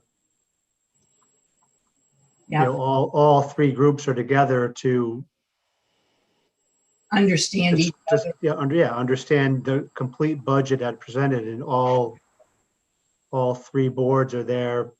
You got So it. maybe that Monday meeting might be considered, you might want to turn it into a tri-board meeting where, Sure. you know, we're presenting That was the, what was presented. that was the thought of it. That was the thought of it, to have it together. And so that, and that is good too, from the perspective of the people who we want to watch it, so that they see both of what's going on. But it's just,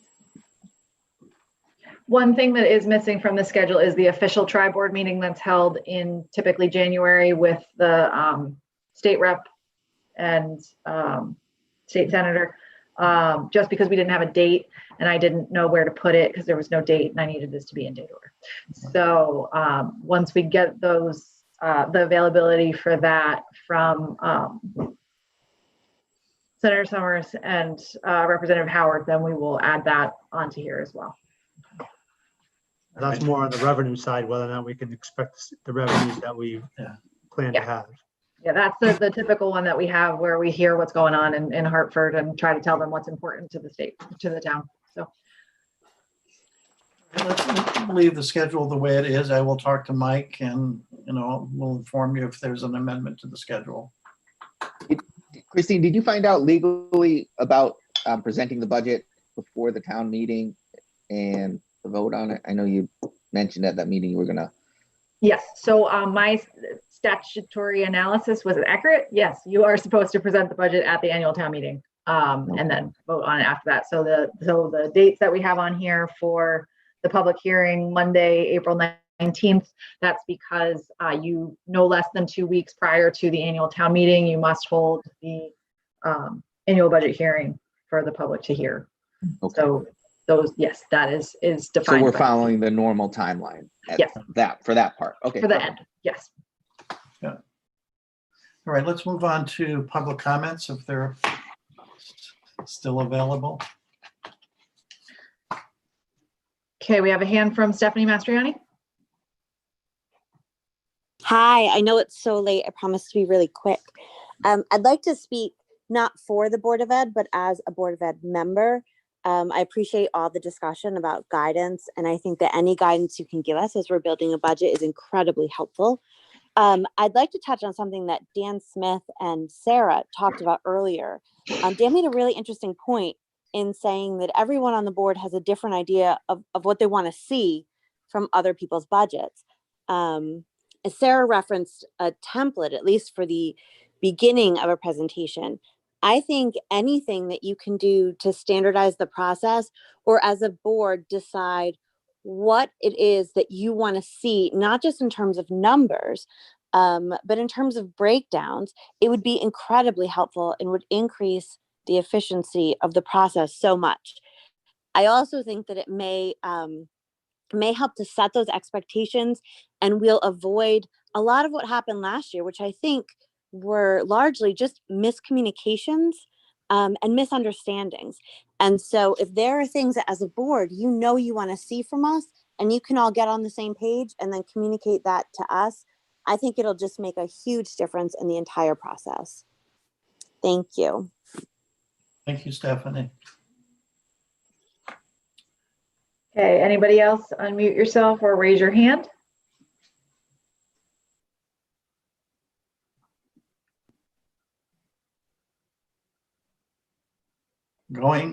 going. Nope, Joe Gross. Go ahead, Joe. Unmute yourself. Am I on? You are on. Okay. I took time to write my notes very clear tonight, but I'm very confused. I sat here for 3 hours. I'm going to give you some public input. On the Open Gov, I had 3-star on items brought up. I'll talk to you on them Friday rather than tie them up here tonight, Chris. Thanks, Joe. The undesignated fund balance was discussed tonight, and I've had that in front of me for weeks, and at 8.5%, I don't think it's caused us any problem in the past that I'm knowledge of. The only thing is, it's the only policy we haven't signed, so maybe the chairman could sign that policy on that. Guidance, I don't say that guidance is necessarily got to be a number. I think if you gave these departments a thing exactly where the Board of Finance is going, and you led them in that direction, that would be a good guidance. For example, 0 don't mean nothing to them anyway, but 1 1/4 meals, you just added another half meal, and I agree with Mike on that stuff. But I think we're up to about 2.5 meals if you really got into the stuff we pushed off from last year and that. I think if we gave that guidance and said, this is the direction we're going on, this is what we're committed into so far, and they could come back with stuff with that for you. And I'm looking at my things here again. That policy 2017-1 you did rescind. I asked before you rescind any of the other policies in that, would you ask the prior board why they put that policy in? Was there something that came up in the past that they had to put that in and clarify? I know the state statutes govern a lot of what we're doing, but them policies are all new policies, and why were they put in? And did they run into some matter which we haven't foreseen? So I would just ask the board, please refer back to the other prior boards when you rescind a policy or something, because I'm sure there had to be a reason why that thing was put in there. And I think they worked on it as much as you've worked on rescinding it. I think they've worked on putting it in there. So please check them. I'm done. I've been here 3 hours. I'm sleepy. Thank I'm you, done. Joe. Thank you, guys. Oh, one more. Oh, Yes, one more. go ahead, Joe. I want to talk to the members, please. You're getting at their state of the Board of Finance handbook. Please read it and enforce what your responsibilities are. And I think you're going to be really amazed that a lot of your questions will be answered for you just by what's in that handbook. That's it. I'm done. Thank you, Joe. Okay, was there anybody else?